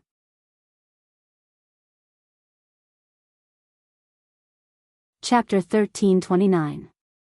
After receiving Zen Master Jishan's promise, Chu Xiu immediately took his leave and prepared to return to the eastern region. Chu Xiu did not know what was going on in Tianluo Jewel Temple's mind. But he only knew that if the current leader of Tianluo Jewel Temple was a powerful person, he would definitely agree to it. If he let go of such an opportunity to severely damage Sanskrit, when the next Lord of Vishnu Temple grows up, Sanskrit and Tianluo Jewel Temple will once again be in balance. At this time, in Tianluo Jewel Temple, the old monk who previously questioned Chu Xiu saw Chu Xiu's figure disappear completely. He could not help but ask, Chief, can Chu Xiu's words be trusted? Other than in the Daoist Ocean, we have never come into contact with him. What if he deceives us? Zen Master Jishan said in a deep voice, Of course not. He is deceitful and full of lies. The old monk was surprised and asked, Then why did you agree to it? Zen Master Jishan looked to the west and said lightly, Because one thing he said is true, he also wants to destroy Sanskrit. The reason is not important, what is important is the result. He will not deceive Tianluo Jewel Temple about this result. Why? Because in the entire Daoist, no one can offend both Tianluo Jewel Temple and Sanskrit at the same time. The enmity between Chu Xiu and Sanskrit was real. A palace lord and a temple lord had died in Chu Xiu's hands. For so many years, it could be said that other than Tianluo Jewel Temple, no one could make Sanskrit suffer such a great loss. But now, Chu Xiu did it, so the enmity between him and Sanskrit was irreconcilable. If he still dared to offend Tianluo Jewel Temple at this time, he could only be a madman. Zen Master Jishan could see that Chu Xiu was lying, but he could also see that Chu Xiu was not a madman, so naturally he would not do such things. Go, all halls, the bigger the better. Let the Sanskrit sect see that our heavenly Luo treasure temple is ready to eradicate these heretics. After returning to the southern barbaric land, Chu Xiu did not delay and immediately called all the martial artists who were in seclusion to the Daoist continent, leaving only a small number of people to guard the lower realm. He only had 3 months. It had taken him more than a month to return from the western regions, and it would take him another month to go there again. Because there were so many people, it would take even longer this time. Therefore, there was not much time left for Chu Xiu to gather people. When the people from the lower realm came out of seclusion one after another, Chu Xiu told them about what had happened. Wei Shuya and the others were not too surprised. Since Chu Xiu had gone to the western region and settled the matter, it proved that Chu Xiu had a certain degree of confidence in this matter. They only needed to execute it. Qin Qingdi's eyes lit up. The bald donkeys of Sanskrit? They were beaten up as soon as they came out of seclusion. Not bad, not bad. In fact, Qin Qingdi's path of martial arts was also suitable for breaking through in the midst of battle. Although he was basically the one who was one-sidedly abused in the battle with Jun Wuxian, and had even lost an arm before he could recover, but he had also gained a lot of enlightenment in his cultivation. Lu Jiang he reminded him from the side, Sanskrit is not bald donkeys, they have hair. Qin Qingdi waved his hand casually and said, who cares, anyway, they are the same as bald donkeys. Lu Jiang he reminded again, Sanskrit and Heavenly Luo Treasure Temple are not the same. Heavenly Luo Treasure Temple is a branch of Zen. They have some origins, but they are completely different. Qin Qingdi looked at Lu Jiang he with an unfriendly expression. Is this guy addicted to tearing me down? Seeing Qin Qingdi's expression, Lu Jiang he immediately shrunk his neck and quickly said, if you say it's the same, then it's the same. As long as you are happy. Lu Jiang he was still a little afraid of Qin Qingdi. It should be said that he was a little afraid of this kind of crazy battle maniac.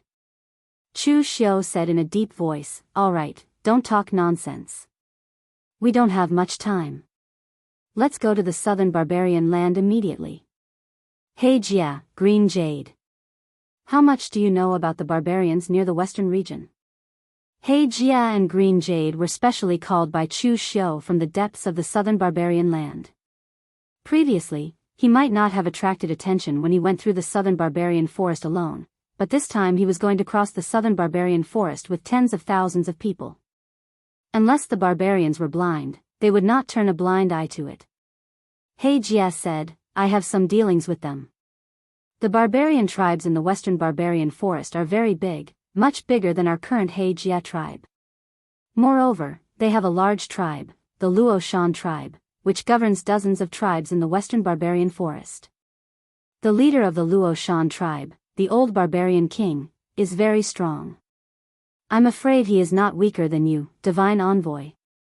Moreover, the old barbarian king is fair and has never bullied other tribes. He even helped those tribes when they were short of prey. Therefore, he is respected by other tribes. If you want to cross the southern barbarian forest, as long as you can deal with the old barbarian king, then everything can be solved. Chu Xiu nodded and said, you guys come with me to the western barbarian forest first. The others will follow behind. Compared to dealing with the top sects like the Daoist, Chu Xiu actually preferred dealing with the barbarians. At least there were fewer tricks. The Luo Shan tribe was located in the deepest part of the western barbarian forest. The last time Chu Xiu went to the western region, he did not pass by this place. There were many checkpoints formed by small tribes to block his way. But, with He Jia and Green Jade leading the way, the Black Luo tribe could be considered as a large tribe among the barbarians. Therefore, everyone gave way to them. After walking for several days, the Luo Shan tribe finally appeared in front of Chu Xiu.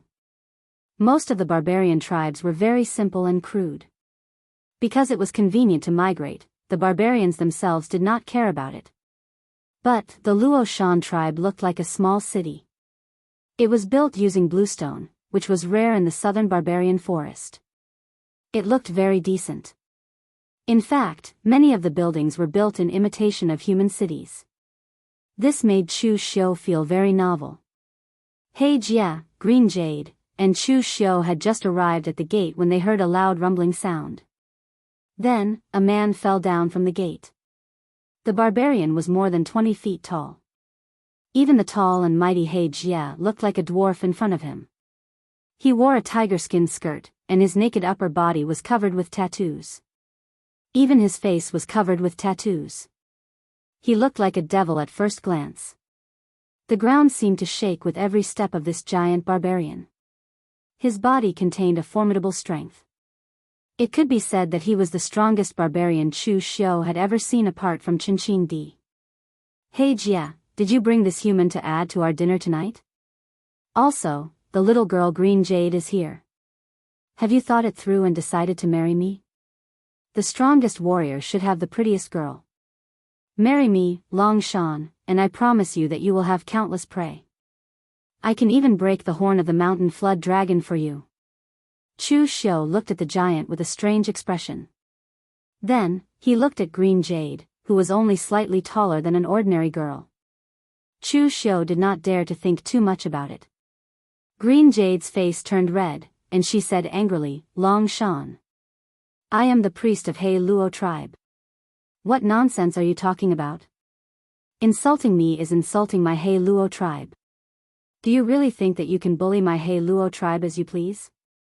Long Shan opened his big mouth and smiled. Mother taught me that you girls all have one thing in your mouth and another in your heart.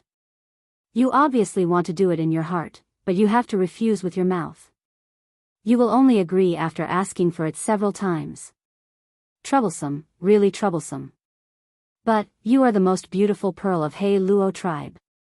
If you think one time is not enough, I can come a few more times. He Jia's face darkened. Long Shan. This is the divine messenger of He Luo tribe. Don't be rude. I told you before that I want to see the old barbarian king.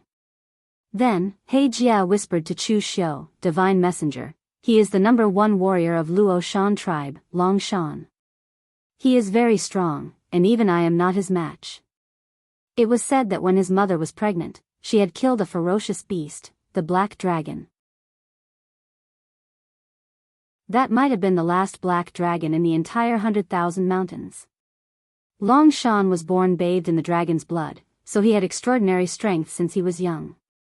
But, I heard that his head fell on a dragon's horn when he was born. So, his brain is not very good. I hope Lord doesn't take offense. Chu Xiu raised his eyebrows. He suddenly felt that Long Shan's mother was a ruthless person. She was about to give birth, but she was still able to kill an ancient fierce beast? Long Shan disdainfully said, isn't he just a human? What divine messenger? He hadn't finished speaking when an old voice came from the city, Long Shan, don't cause trouble. Bring them in. Hearing this voice, Long Shan obediently brought Chu Xiu and the others into the city center. They arrived at a bluestone hall. But, when Chu Xiu climbed the stairs of the hall, he felt that something was wrong. On the stone pillars of the hall, not only were there many barbarian race totems, but there were also Buddhist Sanskrit and Daoist Tao patterns. It was very unusual to see such things in the barbarian tribe. When Chu Xiu entered the hall and saw the old barbarian king that He Jia held in such high esteem, Chu Xiu was truly shocked. Although his expression didn't change, his eyes were filled with shock. The person sitting on the main seat of the hall was a tall and robust old Daoist.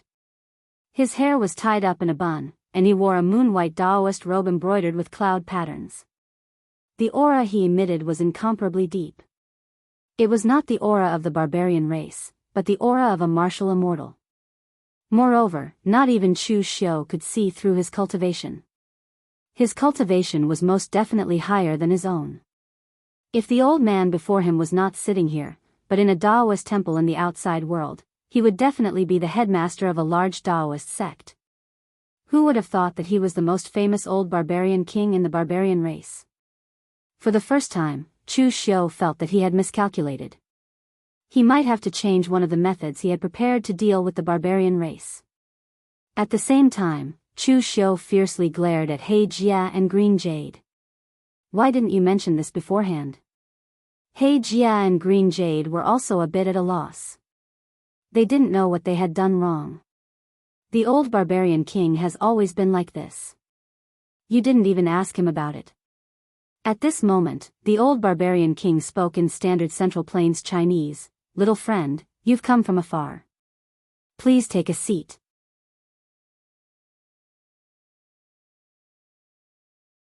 Chapter 1330. In the barbarian tribe, Chu Xiu was facing a barbarian who was no different from a Daoist martial artist.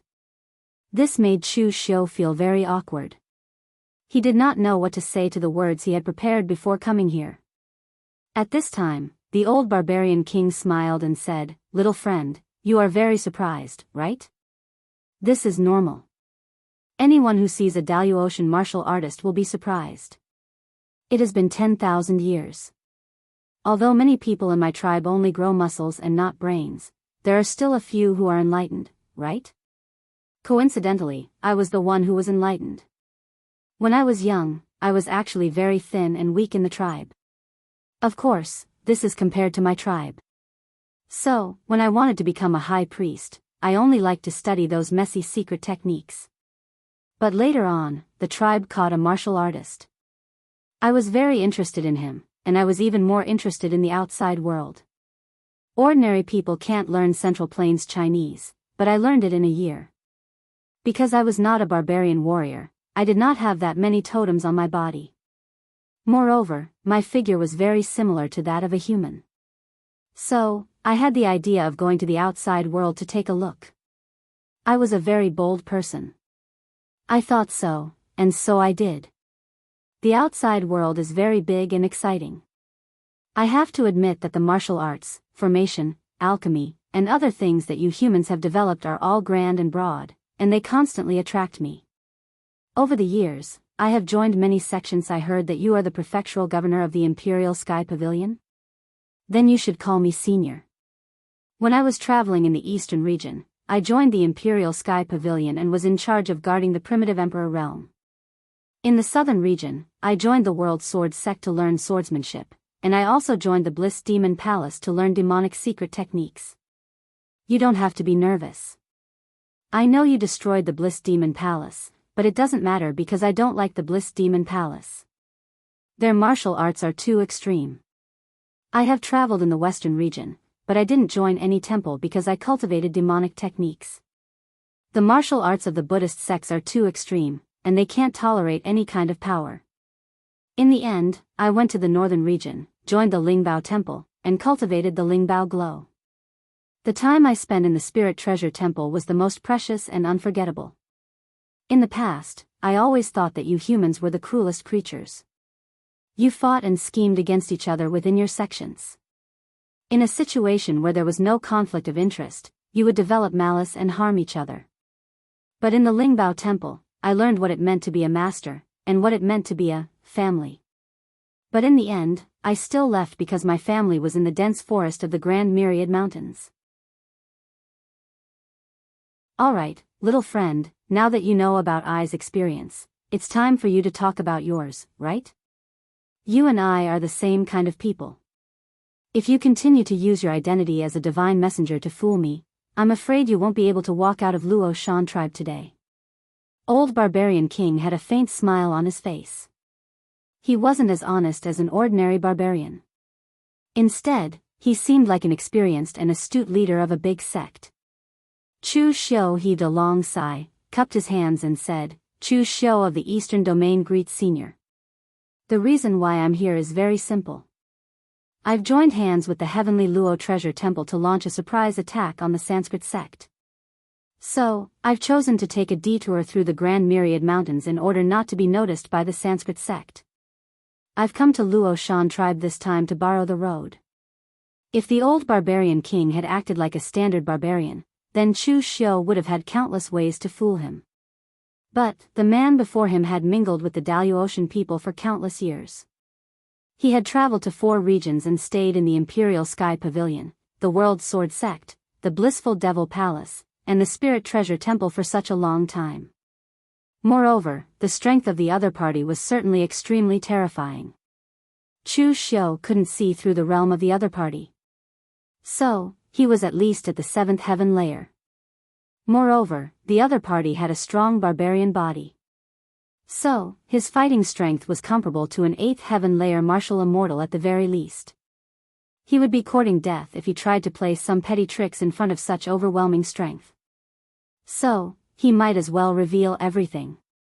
Old Barbarian King was also startled after he heard Chu Xiu's words. Of course, he knew what the Sanskrit sect and the Heavenly Luo Treasure Temple represented. The young man before him dared to intervene in the battle between the Heavenly Luo Treasure Temple and the Sanskrit sect. Moreover, he even wanted to take action himself. Such a bold action was beyond the old barbarian king's imagination. After pondering for a moment, the old barbarian king knocked on the dragon bone chair he was sitting on and said in a deep voice, It's just borrowing the road. It's not a big deal for I. But, it's very important for you.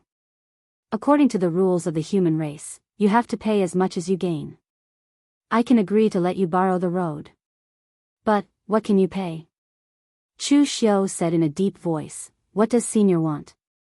As long as it's within my power, I won't refuse.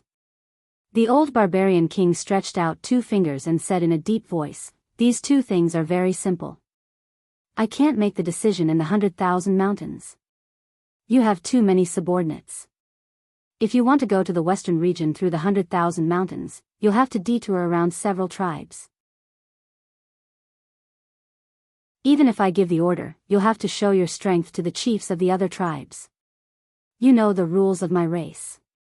The one with the biggest fist has the loudest voice. You have to fight with the warriors of my race in public. And, you can proceed to the next step if you win. As for the second thing, I want a lot of things. Weapons, armors, array materials, and healing medicines. I want all the resources that a warrior needs. Of course, I don't want them for free. I can take out the specialties of the 100,000 mountains and trade them with you at the normal price. Chu Xiu gawked for a moment as he heard this. Then, he immediately nodded and said, No problem. The old barbarian king was also dumbfounded when he heard Chu Xiu's quick reply. That was because Chu Xiu's reply was too simple. The big sects of the outside world had also traded with the barbarian race for many years. However, they were afraid of the rise of the barbarian race. Therefore, they had always controlled the number of barbarians. In fact, they had even bullied the barbarians for being simple-minded. After all, both sides belonged to different camps. The old barbarian king had thought that Chu Xiu would limit the number of barbarians. He hadn't expected that Chu Xiu would agree so quickly. In fact, he himself couldn't believe it. Little friend, are you trying to deceive me? Are you planning to renege on your debt after I'm done? The old barbarian king looked at Chu Xiu with an unkind expression on his face. Chu Xiu forced a smile and said, I, Chu Xiu, don't have a very good reputation in the Daoist kingdom. But, I'm also famous for keeping my word. So, how can I do such a thing? Moreover, this isn't a big deal. All of the weapons and armors of the Black Civ tribe have been distributed by me. Even the materials of the armors used by the tribes around the Black Civ tribe have been distributed by me. Now that I've gained another trading partner, why would I go back on my word? The old barbarian king asked in reply, Aren't you afraid that my tribe will become a threat to your sects after it grows stronger? Chu Xiu finally understood the mentality of the opposite party after he heard the question of the old barbarian king. He wasn't a Daoist. And he wasn't the one who had massacred the barbarian race. So, he obviously didn't care about that.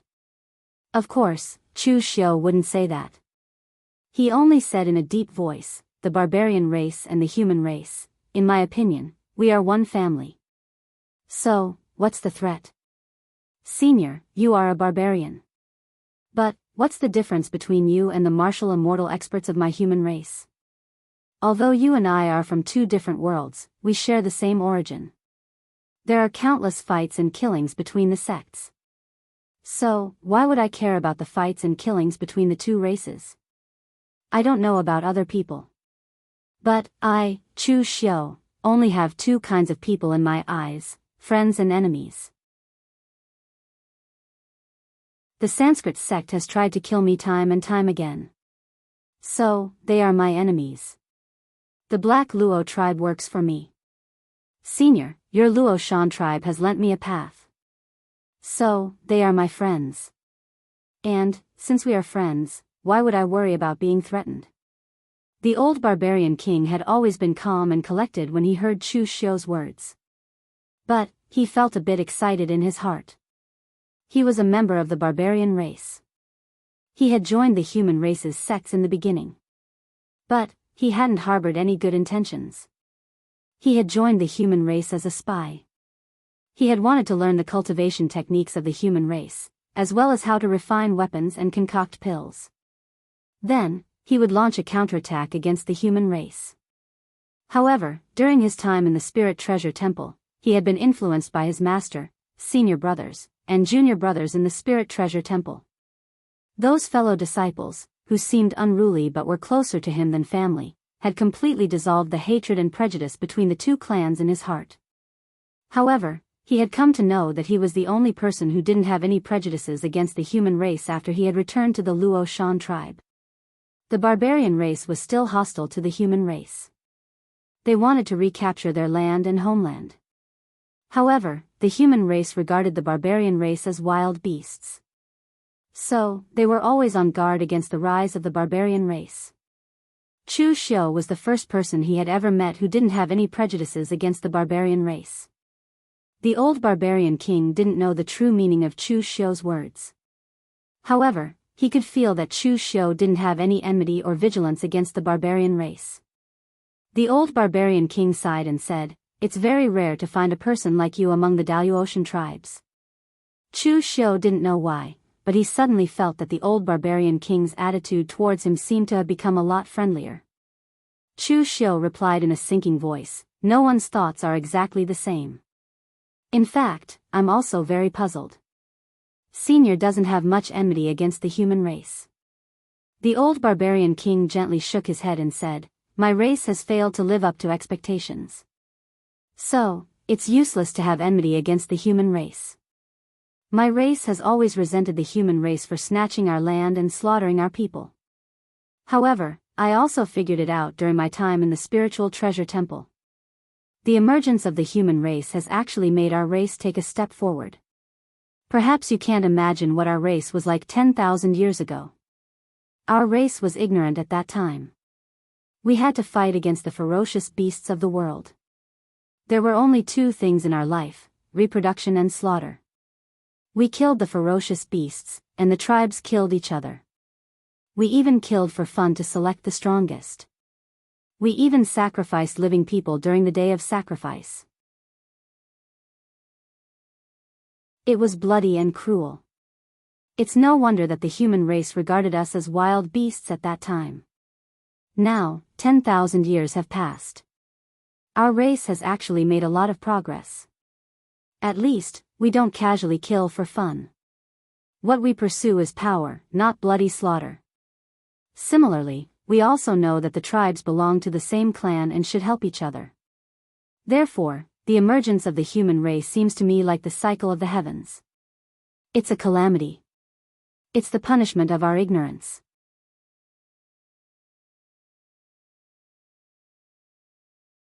Chapter 1331. The old barbarian king's way of thinking was very similar to that of a human. It could be said that he was almost a human apart from his bloodline. However, Chu Xiu didn't feel anything about the things he had said. After all, he wasn't a barbarian, and he wasn't a Daoist. Chu Xiu said in a sinking voice, "Senior, please rest assured. I'll send someone to trade with the Luoshan tribe after I return from the western regions." The old barbarian king nodded and said, "I believe your words now. The chiefs and priests of the other tribes around my Luoshan tribe have already arrived in advance after they knew that you're coming.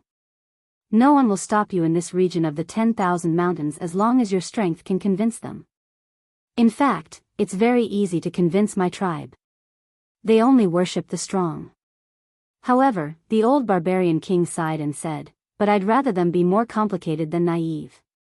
The old barbarian king waved his hand after saying that, and sent people to invite the chiefs of the major tribes to the center of the city. The center of the Luoshan tribe's city turned out to be an array formation. It was a standard Taoist array formation. However, Chu Xiu didn't find it strange after knowing the identity of the old barbarian king.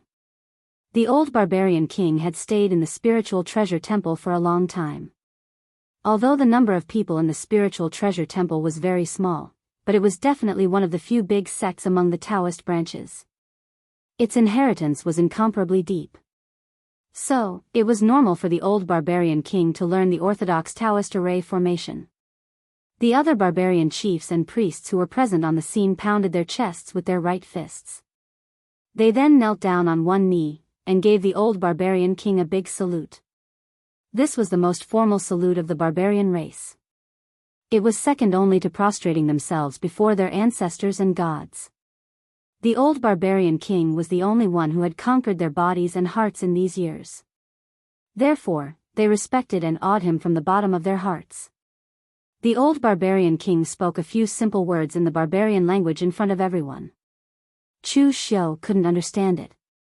He reckoned that the meaning was very simple. So, he didn't need to make it too complicated for these barbarian warriors. Everyone looked at Chu Xiu with eagerness in their eyes after he finished speaking. For the barbarians, fighting was never a shameful thing. In fact, they even took fighting as a source of joy and glory. Usually, they were the ones fighting among themselves. Now that they had a chance to fight against outsiders and win glory, they couldn't ask for more. But at this time, Long San, who was standing beside Old Barbarian King, suddenly shouted, "Old Barbarian King! I want to fight him." Old Barbarian King's complexion suddenly turned black. "Don't cause trouble." Long Shan roared, "I'm not messing around." Green Jade kept looking at him. She must be interested in this outsider pretty boy. I want to defeat him and prove to Green Jade that only I, Long Shan, am a true expert. That outsider is just a pretty boy who looks good but is useless. Chu Xiu was not angered. After reaching the martial immortal realm, he discovered that his temper had become much better. To be exact, it was because his cultivation had changed. For some things, he was much more open-minded. There was no need for him to get angry at such a stubborn fellow. However, Chu Xiu touched his chin. He still felt a bit strange. Over the years, people in the martial world had called him all sorts of things. The better ones would be Lord Cult Leader, Young Master, and the like, while the worse ones would be Demonic Path Villain, Old Thief Chu Xiu, and so on. However, no one had ever called him a gigolo. But then again, Chu Xiu was the fairest among the barbarians. He was even fairer than Green Jade. At this time, Green Jade, who was standing beside Chu Xiu, shouted with a red face, "Don't talk nonsense. I am the priest of the Black Luo tribe, how can I marry you?" She was really looking at Chu Xiu just now. However, it was not because of that. It was because she realized from the conversation between Chu Xiu and the old barbarian king that she and He Jie seemed to have done something wrong. So, she was carefully looking at Chu Xiu. She wanted to see if the divine emissary was angry or not. But, in the end, she was exposed by Long Shan. The old barbarian king's face turned black. He wanted to reprimand Long Shan. However, Chu Xiu said at this time, "It doesn't matter who I fight with. I can fight with this big guy. But, if I beat him, will the leaders of the other tribes recognize me?" The old barbarian king said, "Long Shan is the #1 warrior of my Luo Shan tribe. He is stronger than the leaders here. If you beat him, they will certainly recognize you. However, you must consider this carefully. Long Shan's strength is not ordinary. He was born with the blood of dragons. Although his brain is not good, he possesses exceptional talent in battle. Ordinary martial immortals are no match for him." Chu Xiu smiled and said, "Ordinary martial immortals are also not my match." After hearing Chu Xiu's words, the old barbarian king waved his hand and opened the formation in the center of the city. Then, he let Long Shan and Chu Xiu enter. Long Shan held a huge beast bone hammer that was 3 zhang long. He pointed it at Chu Xiu and said in a low and muffled voice, "I will let you know that only the strongest person is worthy of the most beautiful pearl of the Black Civ tribe." Chu Xiu shrugged his shoulders and said with a tone of an experienced person, "Your way of thinking is very dangerous. If you want to chase a woman, you must use your heart and not your fists. So much nonsense." Mother said that in the past, whenever our tribe took a fancy to a girl, we would just knock her out with a club and carry her back. Then, she could become our wife. Now, it is really troublesome. As Long Shan's voice faded, the beast bone hammer in his hand smashed down like a small mountain. The power of the hammer shook the void and caused the entire city to sway. The surrounding formation was immediately activated. With this attack, Chu Xiu understood why the old barbarian king said that ordinary martial immortals were no match for Long Shan. Long Shan was not a martial immortal, but a pure barbarian. However, his casual attack displayed the pinnacle of power laws. It was as if he himself was a part of the power laws. Even if the martial immortals of the war gods sect were here, they might not be as familiar with the usage of power laws as Long Shan. At some point in time, Chu Xiu had already grasped the formation-breaking sword in his hand. Faced with the power laws that seemed as if the heavens were collapsing and the earth was sinking, Chu Xiu slashed out with his saber. It was an extremely powerful saber strike. Heaven-devouring. The deep and serene blade light was like a black hole, swallowing all power. The 3-feet-long blade collided with the 10-feet-long beast bone hammer. The impact of the collision even covered everything in front of them, making it impossible to see the situation inside the formation. The old barbarian king's eyes shrank. Obviously, he also recognized the heaven-devouring of the 7 limits. He had traveled the 4 realms of the Daoist and joined several sections. His vision and experience were even deeper than that of ordinary Daoist martial immortals. It was normal for him to recognize the 7 limits. But because of this, he didn't expect that there would be someone who was willing to practice this ominous blade technique. After 10 breaths, the storm of power completely dissipated, and everyone could see the scene inside the formation. Chu Xiu stood with his blade in hand, his expression unchanged. Long Shan had been blasted into a corner, but he didn't seem to be injured. However, the beast bone hammer in his hand had been blasted into ashes. Looking at the beast bone hammer in his hand that had turned into ashes, Long Shan stood up, pointed at Chu Xiu, and shouted angrily, "Unfair. Your saber is much sharper than my hammer." The old barbarian king's face darkened, and he immediately wanted to reprimand Long Shan. He wanted to tell him that the weapon itself was a part of one's strength. If you don't have the strength to obtain a good weapon, how can you blame others for having a good weapon? But Chu Xiu directly flipped his hands and put the formation-breaking formation into the secret box. He spread out his hands and lightly said, "Okay, then let's not use weapons to fight." Long Shan let out a long breath and rushed over like a Tyrannosaurus dragon. His feet landed on the ground, and in an instant, the whole ground began to explode and tumble. But before he could get close, Chu Xiu had already formed a seal with his hands. The 6 paths of reincarnation bracelet on his wrist shone brightly, and the 6 paths of Saga wondrous splendor will appeared. The power of the 6 paths of reincarnation directly wrapped Long Shan within it. The power of the heaven realm descended a mighty pressure, the power of the hungry ghost realm eroded the body, and the mortal realm obliterated all power. The huge will constantly bombarded Long Shan's surroundings, and at the same time, it shook his primordial spirit, causing him to constantly scream. The old barbarian king's complexion changed again. He had never seen this cultivation technique before. It was either created by Chu Xiu himself, or it was inherited from his lineage. This cultivation technique should have originated from the Buddhist lineage, but it didn't seem like it. However, its power was already close to that of a magical power. At this time, although Chu Xiu had the upper hand, he actually couldn't do anything to Long Shan. The other party was really talented.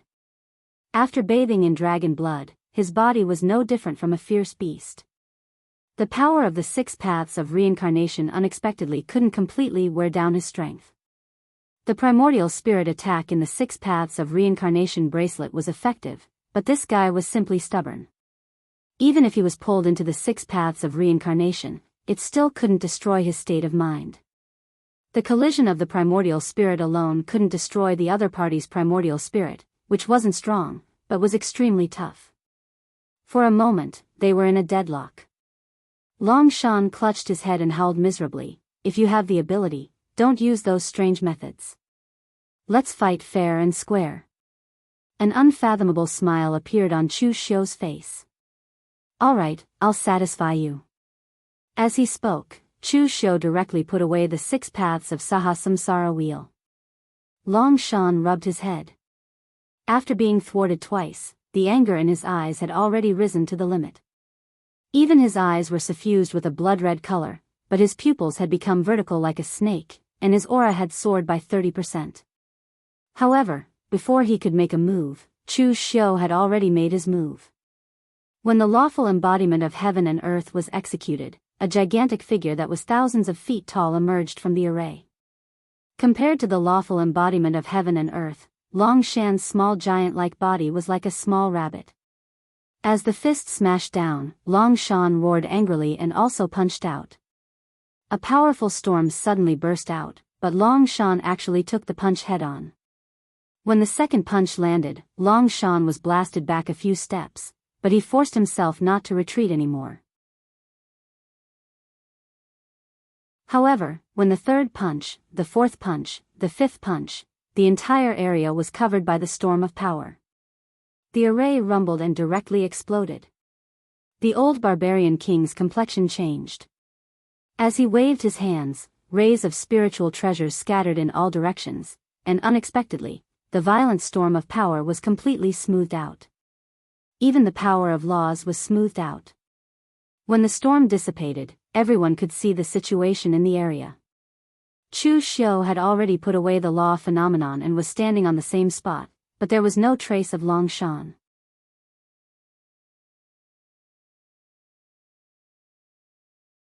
Chapter 1332. Chu Xiu made Long Shan disappear with 5 punches. This nearly scared He Jia and Lu Jadai to death. They thought that Chu Xiu had turned Long Shan into ashes. Long Shan was the #1 warrior of the Luoshan tribe. Although he was a simple-minded person, he was loyal and devoted to the old barbarian king. He was definitely the old barbarian king's trusted aide. If Long Shan died, none of them would be able to leave the Luoshan tribe today. However, their worries were unnecessary. Chu Xiu knew the severity of the situation. A fluctuation came from the ground. Long Shan struggled to climb out from the ground. His face was covered in dirt, but judging from his appearance, he was fine. Chu Xiu said indifferently, "This time, you are convinced." Long Shan said in a muffled voice, "Long Shan is convinced." He was truly convinced from the bottom of his heart. This guy was very simple-minded. He felt that he was at a disadvantage when using weapons. He felt that Chu Xiu had an unfair advantage when using secret techniques. But now, Chu Xiu had completely defeated him in strength, which he was most proficient in. Thus, he could not help but be convinced. Chu Xiu turned his gaze to the old barbarian king and asked, "Senior, is it okay this time?" The old barbarian king sighed, "Of course it's okay. You defeated Long Shan. Among the chiefs of the surrounding tribes, almost no one can fight against you. I heard that although you are a martial immortal, your age is still among the younger generation in Jianghu. Talented people will appear in every generation. There are people like you in every generation among the humans, but there are only a handful of them in the history of the berserkers. The old barbarian king turned around and said a few words to the chiefs of the surrounding tribes. Then, he said to Chu Xiu, you can bring your people over. However, remember to bring the people from the Black Luo tribe. Let them open the way. Otherwise, these guys will not recognize you. Chu Xiu cupped his hands and said, thank you, senior. Time waits for no man. After he finished speaking, Chu Xiu immediately went back to receive the main force. Although this trip to the south was somewhat different from what Chu Xiu imagined, the result was the same. Just as Chu Xiu was passing through the southern barbaric land, the entire western region was like a huge powder keg that was about to explode. The Sky Luo treasure Buddha gathered all the monks in the pavilions and gathered all the forces. They slowly advanced towards the Sanskrit sect. This move caught the Sanskrit sect off guard. In the center of the western part of the western region, where the Sanskrit hall was located. The pitch-black hall was engraved with all sorts of strange Sanskrit characters. There was not a single window in the hall, and the interior was filled with chaotic mist and radiance. In the north of the hall stood a huge statue. It had 3 heads and 8 arms, and its feet were on the ground while its head was in the sky. At the center was a boundless chaotic mist, and its face couldn't be seen clearly. It gave off an ancient and mysterious feeling. In the beginning, the Sanskrit sect was not a single entity. Instead, there were 3 opposing gods, and they fought and killed each other. However, in the later stages, a stunning existence appeared in the Sanskrit sect. He united the 3 gods and united the Sanskrit sect, which was on the verge of splitting up, into one. Only then did it become a large Buddhist sect that could stand shoulder to shoulder with the Sky Luo treasure Buddha. The statue behind them was not the 3 gods of the Sanskrit sect. Instead, it was the supreme existence that they worshipped after the 3 gods united. It had no name, and was the creator of the entire world. At that moment, there were several dozen people gathered at the foot of the huge statue. They were the rulers of the 3 shrines of the Sanskrit sect, as well as the various divine palaces. Standing in the center was a white-haired middle-aged man. He wore a silver robe, and his white hair emitted a silver luster. It was combed meticulously by him. That middle-aged man was the current head of the Brahma Palace, Lu Naga. He was an expert in the 8th level of martial immortal realm. Beside him stood a thin and withered old man in black clothing. That old man's eyes were extremely strange. One could not see his pupils. One was pitch black, as if filled with demonic aura, and the other was blood red, as if soaked in blood. That old man was the head of the Shiva Palace, Yen Mo. He was also in existence in the 8th level of martial immortal realm. After the head of the Sanskrit sect left, the entire Sanskrit sect was actually managed by the heads of the 3 shrines. But now that the Vishnu Palace no longer had a head, the Sanskrit sect was managed by the 3 of them. The Sky Luo treasure Buddha had already started to gather its forces and advance. It was clear that it wanted to fight against the Sanskrit sect. That made the people of the Sanskrit sect incomparably nervous. After all, in terms of power, the Sanskrit sect was inferior to the Sky Luo treasure Buddha. The heads of the various divine palaces were arguing and discussing. They belonged to the 3 shrines, and there was already some discord between them. In addition to the tense atmosphere, the people below were on the verge of fighting. All of you, shut up. Lu Naga shouted in a low voice. The scene instantly became deathly silent. Can arguing make the people of the Sky Luo treasure Buddha retreat? Today, everyone gathered here is to think of a plan to deal with the Sky Luo treasure Buddha, not to argue. Yen Mo said in a hoarse voice, what plan is there to think of? Different situations call for different actions. Those bald donkeys want to take advantage of the Sanskrit sect's weakness. Then, we'll turn them into dead bald donkeys. Yen Mo's words contained extreme murderous intent. It was as if there was a boundless sea of blood surging. Lu Naga said in a low voice, "Even so, there's still something wrong. The people of the sky Luo treasure Buddha attacked too suddenly. They should know that the formation between the upper and lower realms can't hold for much longer. Who knows when it will completely shatter. At that time, the Daoist Ocean will usher in a new era of great competition. Aren't they afraid of losing too much of their strength by attacking the Sanskrit sect at this time, causing them to be eliminated in this era of great competition?" Previously, when the Sanskrit sect and the Sky Luo treasure Buddha were confronting each other, both sides had a tacit understanding. That was, they were in a stalemate. But now, this tacit understanding was suddenly broken by the Sky Luo treasure Buddha. Yen Mo sneered, "Those bald donkeys hate us to the core. What can't they do? But it doesn't matter. Since they want to attack, the Sanskrit sect will accompany them to the end." Lu Naga glanced at Yen Mo with a trace of dissatisfaction in his eyes. The people of the Shiva Palace were always like this. They didn't care about the big picture. They only knew how to fight and kill. Of course, in this situation, they had no other choice but to fight. Lu Naga said in a low voice, "Yen Mo, your Shiva Palace is the strongest. This time, your Shiva Palace will be the first to go up. Do you have any objections?" Yen Mo laughed strangely. "Isn't it always like this?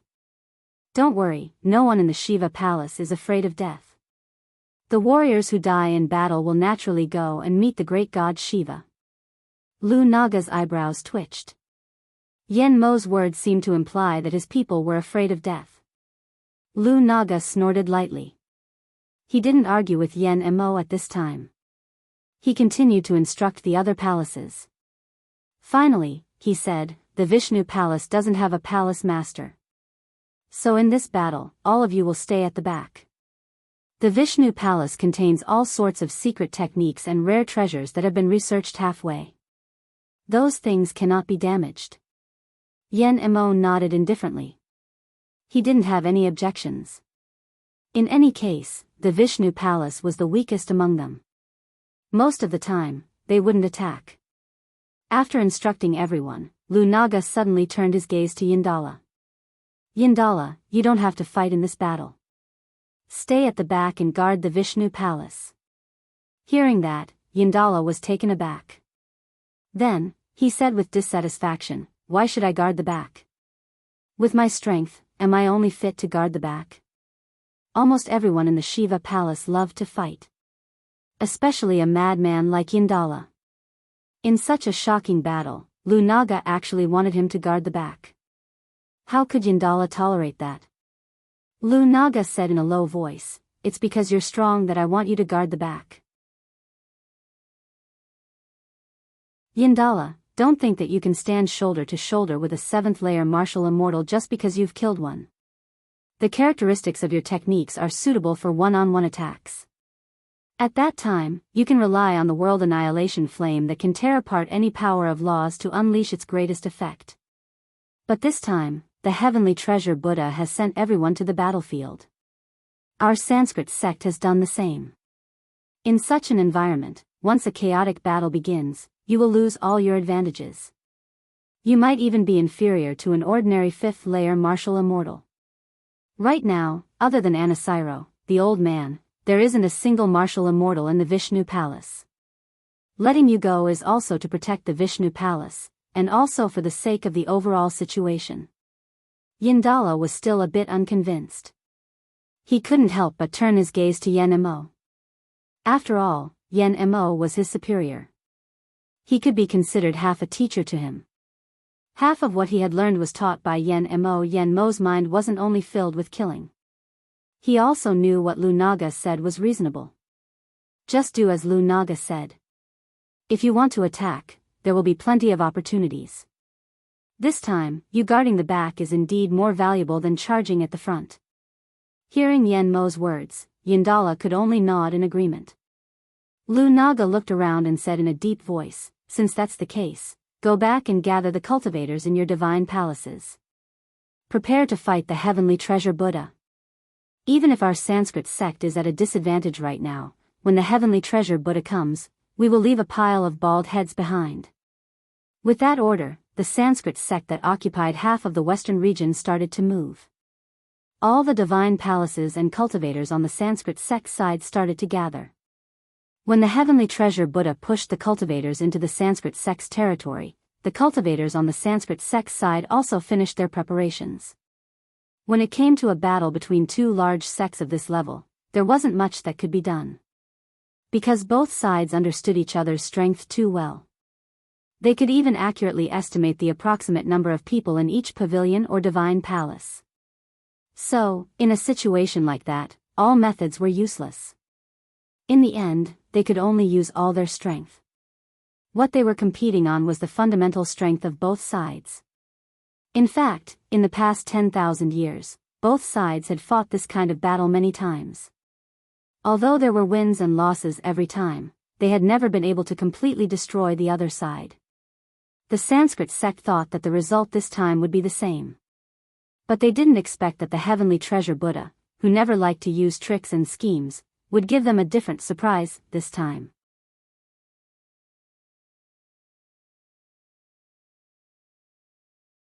Chapter 1333. At the border between the Sanskrit sect and the Sky Luo Temple stood a huge statue. On one side was the Buddha, and on the other was the god of creation. Within a few miles between the two statues, there was no one, nor were there any forces. The entire western domain was completely divided by these two statues. At this time, the Sanskrit sect and the Sky Luo Temple's warriors were spread out under the huge statues. Buddhist light and Sanskrit words shot into the sky, and a powerful aura stirred up the heavens and earth. Earth, wind, water, fire, and all sorts of other powers intertwined in the sky.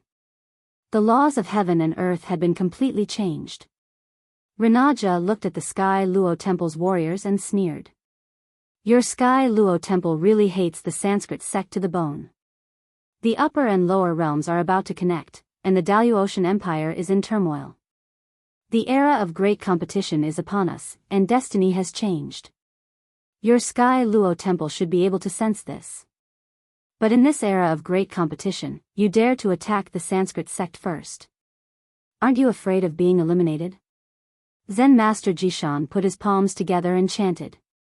Demons and heretics, not only do I hate them to the bone, but I also want to get rid of them. In this era of great competition, no matter who is in charge of the pugilistic world, we can't let you demons and heretics be in charge. Rinaja picked his ear and said calmly, heretics? Are those who are different from your Sky Luo Temple heretics? What a detestable title. But how many times has the Sky Luo Temple tried to get rid of us heretics in the past 10,000 years? Did you succeed even once? This time, it still won't work. As Rinaja spoke, he formed a seal with his hands. Boundless laws of power twisted around him. Finally, the power of the laws began to fuse behind him, evolving into boundless chaos. The primordial power of chaos before the heavens and earth were formed. Next to Rinaja, Yama was surrounded by blood-red Sanskrit words, wrapping him up like a huge blood cocoon. But as the blood cocoon was torn apart, the person who walked out was not the stooped old man. Instead, it was a tall young man dressed in blood-red armor. His looks were so devilishly handsome that they didn't resemble Yama in the slightest. The only similarity between the two was their eyes. One was black, while the other was blood-red. Yama stepped on the boundless sea of blood and held a huge bow in his hand. It was a huge bow that was completely condensed from world-destroying flames. However, the arrow on the giant bow was not the apocalyptic fire. Instead, it was an extremely evil arrow formed by countless vengeful spirits and evil spirits. Everyone on the Sky Luo Temple's side also made their move. Zen Master Jishan chanted the name of Buddha, and the pure lotus Buddha's aura was unleashed by him to the extreme. The dazzling Buddha's aura covered the sky, and golden lotuses bloomed within it.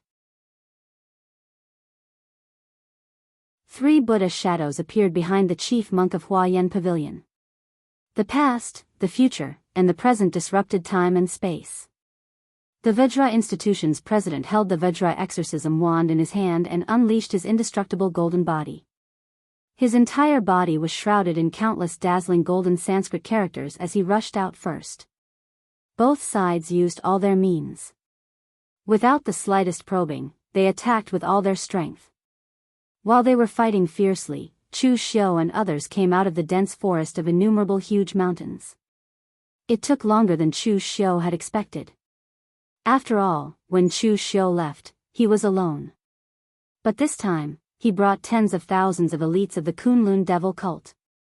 Although these people weren't weak, they definitely couldn't compare to Chu Xiu, so their speed was immediately slowed down. Chu Xiu looked up at the sky in the distance.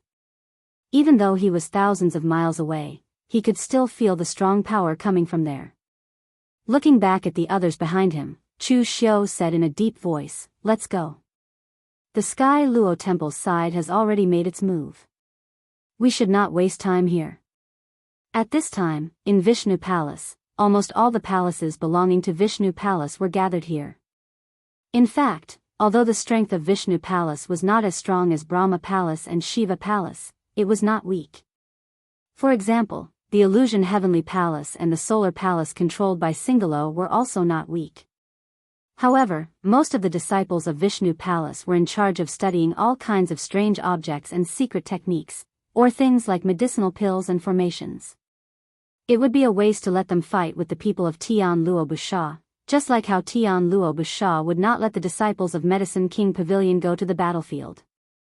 At this time, Yindala stayed in Vishnu Palace with a face full of annoyance. For people like him who liked to fight, in this life, it was estimated that he could only encounter such a big battle between two factions. The result was that he could not participate, which made Yindala feel very aggrieved. On the other side, an old man wearing a golden robe with lotus flowers helplessly shook his head and said, "Yindala, don't go around. It is good that you can stay here. If even my Vishnu Palace has to send all of its members to the battlefield, it will be the crucial moment of the Sanskrit's life and death." This old man was the only martial immortal left in Vishnu Palace, Anasiro, the palace master of the Lotus Divine Palace.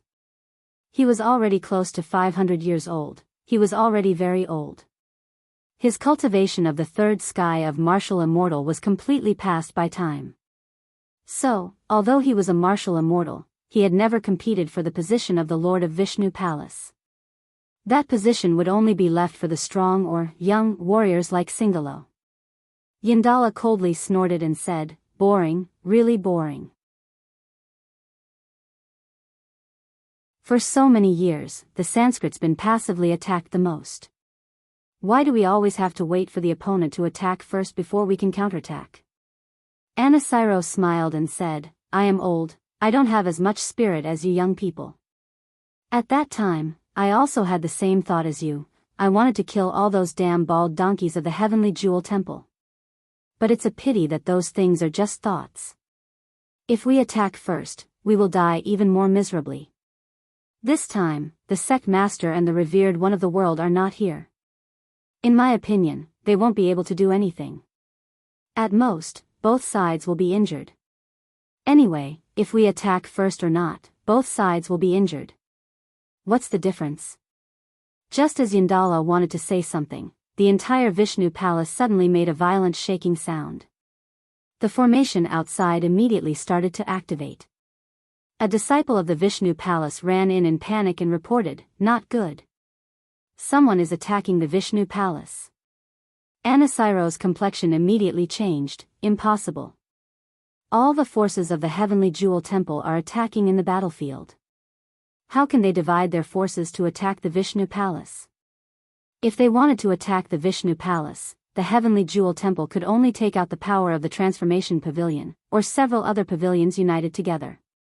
But with their understanding of the Heavenly Jewel Temple, it was absolutely impossible for the Heavenly Jewel Temple to cultivate such a strong force without them knowing. It's not the Heavenly Jewel Temple. It's the Eastern region's Chu Xiu." Hearing this, Anasiro was suddenly stunned. Chu Xiu? Who was that? Anasiro was basically in a state of retirement in the Vishnu Palace. So there were some things that he did not care about. The only time he heard the name Chu Xiu was when Singalo was killed. At this time, he only felt that the name Chu Xiu was somewhat familiar. But he did not think that it was that Chu Xiu. Yindala's face revealed a cold smile. Chu Xiu? Just in time. Previously, he was still complaining that this time he did not have the chance to attack. He did not expect that in an instant, the chance to attack had already come. Last time when he fought with Chu Xiu, he did not actually lose. He was just suppressed, so he was very unwilling to fight. At first, because he did not understand Chu Xiu's martial Dao, he was directly suppressed by the opponent's divine ability. But after he adapted to Chu Xiu's fighting style, he actually had the confidence to reverse the situation. But Mu Baishuang and the others could not bear the pressure of the soaring heaven Wuji seal and left first. He had no choice but to leave. Otherwise, he would have to face the attack of the High Heaven sect people. This time, Chu Xiu actually dared to come to his door. Whether he took advantage of the battle between the two sects to loot the burning house or colluded with the bald donkeys of the Heavenly Jewel Temple, he would not let him return. At this time, outside the Vishnu Palace, tens of thousands of elites of the Kunlun Devil cult had lined up and were ready to attack the Vishnu Palace in a uniform manner. The power of the spirit array at the headquarters of the Vishnu Palace was not weak. Therefore, in the front row, Grandmaster Yuan Ji and Chao Shen were commanding a group of cultivators to break the spirit array, causing the entire Vishnu Palace to shake under the roar of the spirit array. Behind them were the real elites under Chu Xiu, such as Tangya. When the spirit array was broken, they would be the first to rush out. Over the years, they had been following Chu Xiu through endless battles and battles. Later on, they had also been cultivating in the celestial absolute plane. Due to that, their strength had skyrocketed. They were no weaker than the disciples of the top sects in the celestial absolute plane. In fact, they were even stronger than them. After all, in the four regions of the north, south, east, and west, there were no cultivators like them who had such strong fighting experience. Lu Jianghu stood behind Chu Xiu and suddenly had a feeling of sadness. The war drums thundered, the banners fluttered, and the murderous aura rushed to the sky. This scene was not like the scene when the cult leader led them to attack Jianghu. However, the Kunlun Devil cult was still the Kunlun Devil cult, but the cult leader was not the cult leader anymore. At this time, Yindala had already walked out with his people. Seeing Chu Xiu in front of him, Yindala's eyes revealed a strong murderous intention. Chu Xiu, have you come to die? Everyone says that you, Chu Xiu, are a smart person. But today, no matter if you've joined forces with the Heaven Net Treasure Rakshasa or acted on your own, you've undoubtedly taken a bad move, and this move is sufficient to cause you to die a graveless death. You probably did not expect that I would also be here, right? Chu Xiu's eyes revealed a strange look. Indeed, I did not expect it, but it doesn't matter. Destroying the Vishnu Palace and getting a deputy of the Shiva Palace, it is also a profit. Without waiting for Yindala to say anything, Chu Xiu shouted, "Kill!"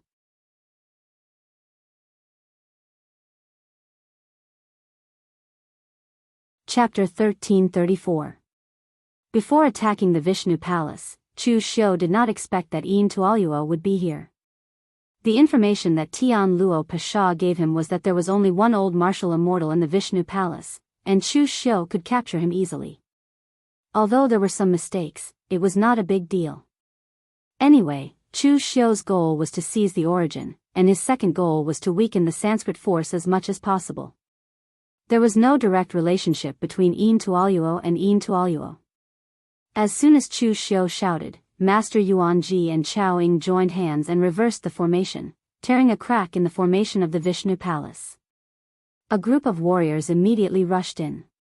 As soon as they came in contact, Yin Tuoluo and Anasiluo's faces changed. Chu Xiu had a great reputation in the East Domain, and he also had a great reputation in Jianghu. But the problem was that the reputation was only Chu Xiu's, and it had nothing to do with the forces under him. People did not even know how strong the forces under Chu Xiu were. But now, when the people of the Kunlun Devil cult attacked, Yin Tuoluo and Anasiluo's hearts sank. Qinqingdi's fist power was unparalleled, and Wei Shiya's devil power was overwhelming. These two had the fighting power of the martial immortal realm. How could they be unknown people? There were also Lu Fengxian, Lu Jianghe, Mei Qinglian, and the others who were in the profound understanding realm could be said to be the best, and they could even be compared to the half-step martial immortal. And within the true fire spirit refinement realm, there were still elites like Tang Ye and Yan Bugui. It could be said that this batch of Kunlun demon sect martial artists under Chu Xiu's command could definitely stand at the pinnacle amongst those of the same realm. They could definitely stand shoulder to shoulder with the Sanskrit sect's Shiva Palace and the heavenly Luo Treasure Temple's Life Transformation Pavilion. Qinqingdi waved his hand at Wei Shiya and said, "Old Wei, I'll leave this old man to you. I don't like to beat old people. Let me destroy the turtle shell of Vishnu Palace." Anasiro's strength was not bad, but Qinqingdi could feel the decaying aura on his body from such a distance. Ever since he fought with Jun Wuxian, Qinqingdi's standards had become higher. Such an opponent could not even arouse his fighting spirit. Of course, he was still interested in Indala, but he also knew that he wasn't Indala's match right now. Moreover, this battle required speed. He had to destroy the Vishnu Palace as fast as he could. He had to retreat before the Sanskrit reacted. Yin Tuoluo pointed at Chu Xiu and said coldly, "Chu Xiu. Do you know that today you..." Before waiting for Yin Tuoluo to finish speaking, Chu Xiu smiled coldly and said, "So much nonsense.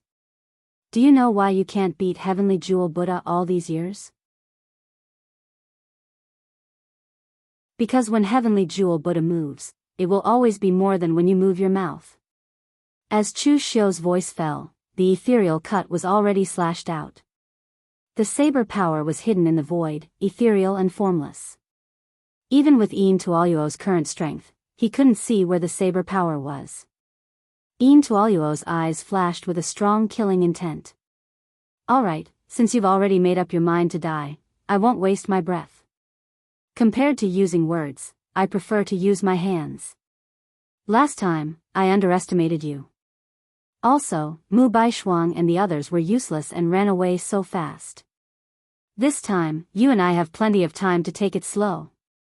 At the moment when the ethereal cut was about to hit him, Yin Tuoluo still couldn't find the trace of the saber. But the next moment, Yin Tuoluo's body moved. The world-extinguishing fire burned the void, and his body directly escaped into the void. He didn't understand the laws regarding space, but this move of his was no different from a martial immortal who was proficient in space laws. The ethereal cut's saber power exploded in midair. Although the scattered saber intent was powerful, it all slashed empty air.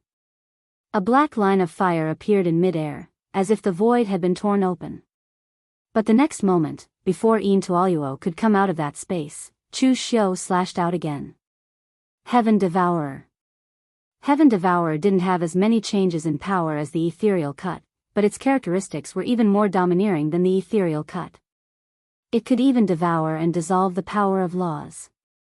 The world-extinguishing fire could extinguish any power of laws, and Heaven Devourer could also devour the power of laws. These two weren't magical powers, but they were infinitely close to magical powers. When they collided, an extremely intense change immediately erupted, causing the waves of laws within a radius of 1,000 feet to become completely chaotic. Traces of law threads kept twisting and exploding, squeezing Yin Tuoluo out of the space. Yin Tuoluo snorted coldly and formed hand seals. As he did so, his entire body was covered in the world-extinguishing fire. In the end, the world-extinguishing fire enveloped his entire body, and became a huge arrow that shot towards Chu Xiu. That scene was extremely familiar to Chu Xiu. Wasn't that the Triple Link City extinguishing arrow? However, Yin Tuoluo had actually very creatively turned himself into the arrow of the Triple Link City extinguishing arrow. Using the world as a bow, he shot himself at Chu Xiu. Wherever it passed, the world-extinguishing fire would burn the laws of the void. Its power was extremely shocking. This time, without the others delaying or worrying, Yin Tuoluo could attack without any qualms. The might he displayed was indeed stronger than before. The world-extinguishing fire that could burn the void had countless transformations. It could dissolve the power of laws, and its power was incomparably shocking. If used well, it could kill a seventh heaven martial immortal. However, last time, Chu Xiu also didn't use his full power. Yin Tuoluo turned himself into an arrow, and the world-extinguishing fire locked onto Chu Xiu, preventing him from escaping. But the very next moment, a ray of light blossomed in Chu Xiu's hand. Cross-shaped lotus flower, Buddhist aura surging into the sky. Chu Xiu had also cultivated the world-extinguishing fire, so he naturally knew what the bane of the world-extinguishing fire was. To the world-extinguishing fire, the power of the cross-shaped lotus flower had reached a limit. The world-extinguishing fire around Yin Tuoluo was extinguishing at a speed visible to the naked eye. Illuminated by the boundless Buddhist aura, the power was constantly dissipating, and in the end, Yin Tuoluo's body was revealed. The enormous power sent Yin Tuoluo flying, but the very next moment, Chu Xiu felt something was amiss. In terms of foundation and power, Yin Tuoluo was stronger than him. After all, he was a fifth heaven martial immortal. But in the previous attack, after the world-extinguishing fire was extinguished, Yin Tuoluo didn't even retaliate. That was a bit strange. The next moment, demonic flames and Buddhist aura blossomed around Chu Xiu's body. He pushed the invincible divine demon body to the extreme. In that instant, Chu Xiu was like an ancient demon god that had descended, controlling the two extreme powers of light and darkness. At some unknown point in time, the space around Chu Xiu had split open. Threads formed by the world-extinguishing fire wrapped around him. Yin Tuoluo's body appeared behind him. Yin Tuoluo had completely transformed into the world-extinguishing fire and dissipated. Chu Xiu narrowed his eyes. Yin Tuoluo seemed to have filled his body with the world-extinguishing fire, and could even swap bodies with him to the point where it was difficult to distinguish between the real and the fake. He was truly troublesome to deal with. The next moment, the threads of the world-extinguishing fire abruptly tightened, completely wrapping Chu Xiu within. But the Buddhist aura and demonic flames around Chu Xiu's body surged. The powerful power shattered the threads formed by the world-extinguishing fire, causing a series of loud rumbles. This was only because Chu Xiu's reaction was fast. Also, the invincible divine demon body's defense was truly astonishing. If it were anyone else, they would have likely been heavily injured by that attack. What a tough body. Yin Tuoluo licked his lips. Killing intent and fighting spirit were simply about to overflow from his eyes. It had been a very long time since he had encountered an opponent as difficult to deal with as Chu Xiu. He was basically fearless against cultivators of the same level. In fact, only cultivators 1 or 2 levels higher than him were worthy of being his enemy. But now, Chu Xiu, a martial artist who was 2 heavens weaker than him, could actually make him feel that he was difficult to deal with. Yin Tuoluo was not angry. He only felt that it was very novel and he really wanted to kill him. The next moment, Yin Tuoluo suddenly began to dance, performing a strange and seductive dance. Yin Tuoluo's appearance was extremely handsome and seductive to begin with. It was even to the extent that it was difficult to distinguish his gender. His figure was also enchanting and slender. Such a seductive dance performed by him actually gave off a soul-stirring sense of beauty. But Chu Xiu immediately felt that something was wrong. He smelled a scent from that dance, a scent of death and destruction. Before he could do anything, Yin Tuoluo's dance became faster and faster. At a glance, it was as if he had grown 8 arms. The world-extinguishing fire was like lotus petals that began to fall as he danced. The world began to collapse. With Yin Tuoluo at the center, the world began to collapse. Space was torn apart, time was distorted, and even the rules vanished. Everything seemed like the end of the world. This was the inherited mystique of Shiva Temple, the dance of world annihilation. Legend had it that when god Shiva destroyed the world, he had performed this dance, and the world was being destroyed under his dance. Chu Xiu was within the range of the collapse. He could not borrow any essence qi or even the power of rules. The next moment, Chu Xiu's figure suddenly expanded, turning into a giant that was thousands of feet tall. He supported the world that was about to be destroyed. Yin Tuoluo could destroy the world, so he could split open the sky. As Chu Xiu used the law embodiment of heaven and earth, his huge body directly tore apart the world that was about to be destroyed, causing the power of destruction to spread out to the outside world. The mystique of the dance of world annihilation was indeed extremely overbearing. It could destroy all existences in a space, including the power of rules. But at the same time, the range of such an overbearing mystique was also not large. It only covered an area of several hundred feet. As Chu Xiu forcibly opened up the world, that power spread out. Yin Tuoluo's dance became faster and faster. His face was already pale, and in the end, he could only stop dancing. If this continued, he did not know if Chu Xiu would die, but he would definitely not be able to hold on. You're tuning in to the Carefree Valley YouTube channel. Don't forget to subscribe and join us on this journey to catch the most captivating stories.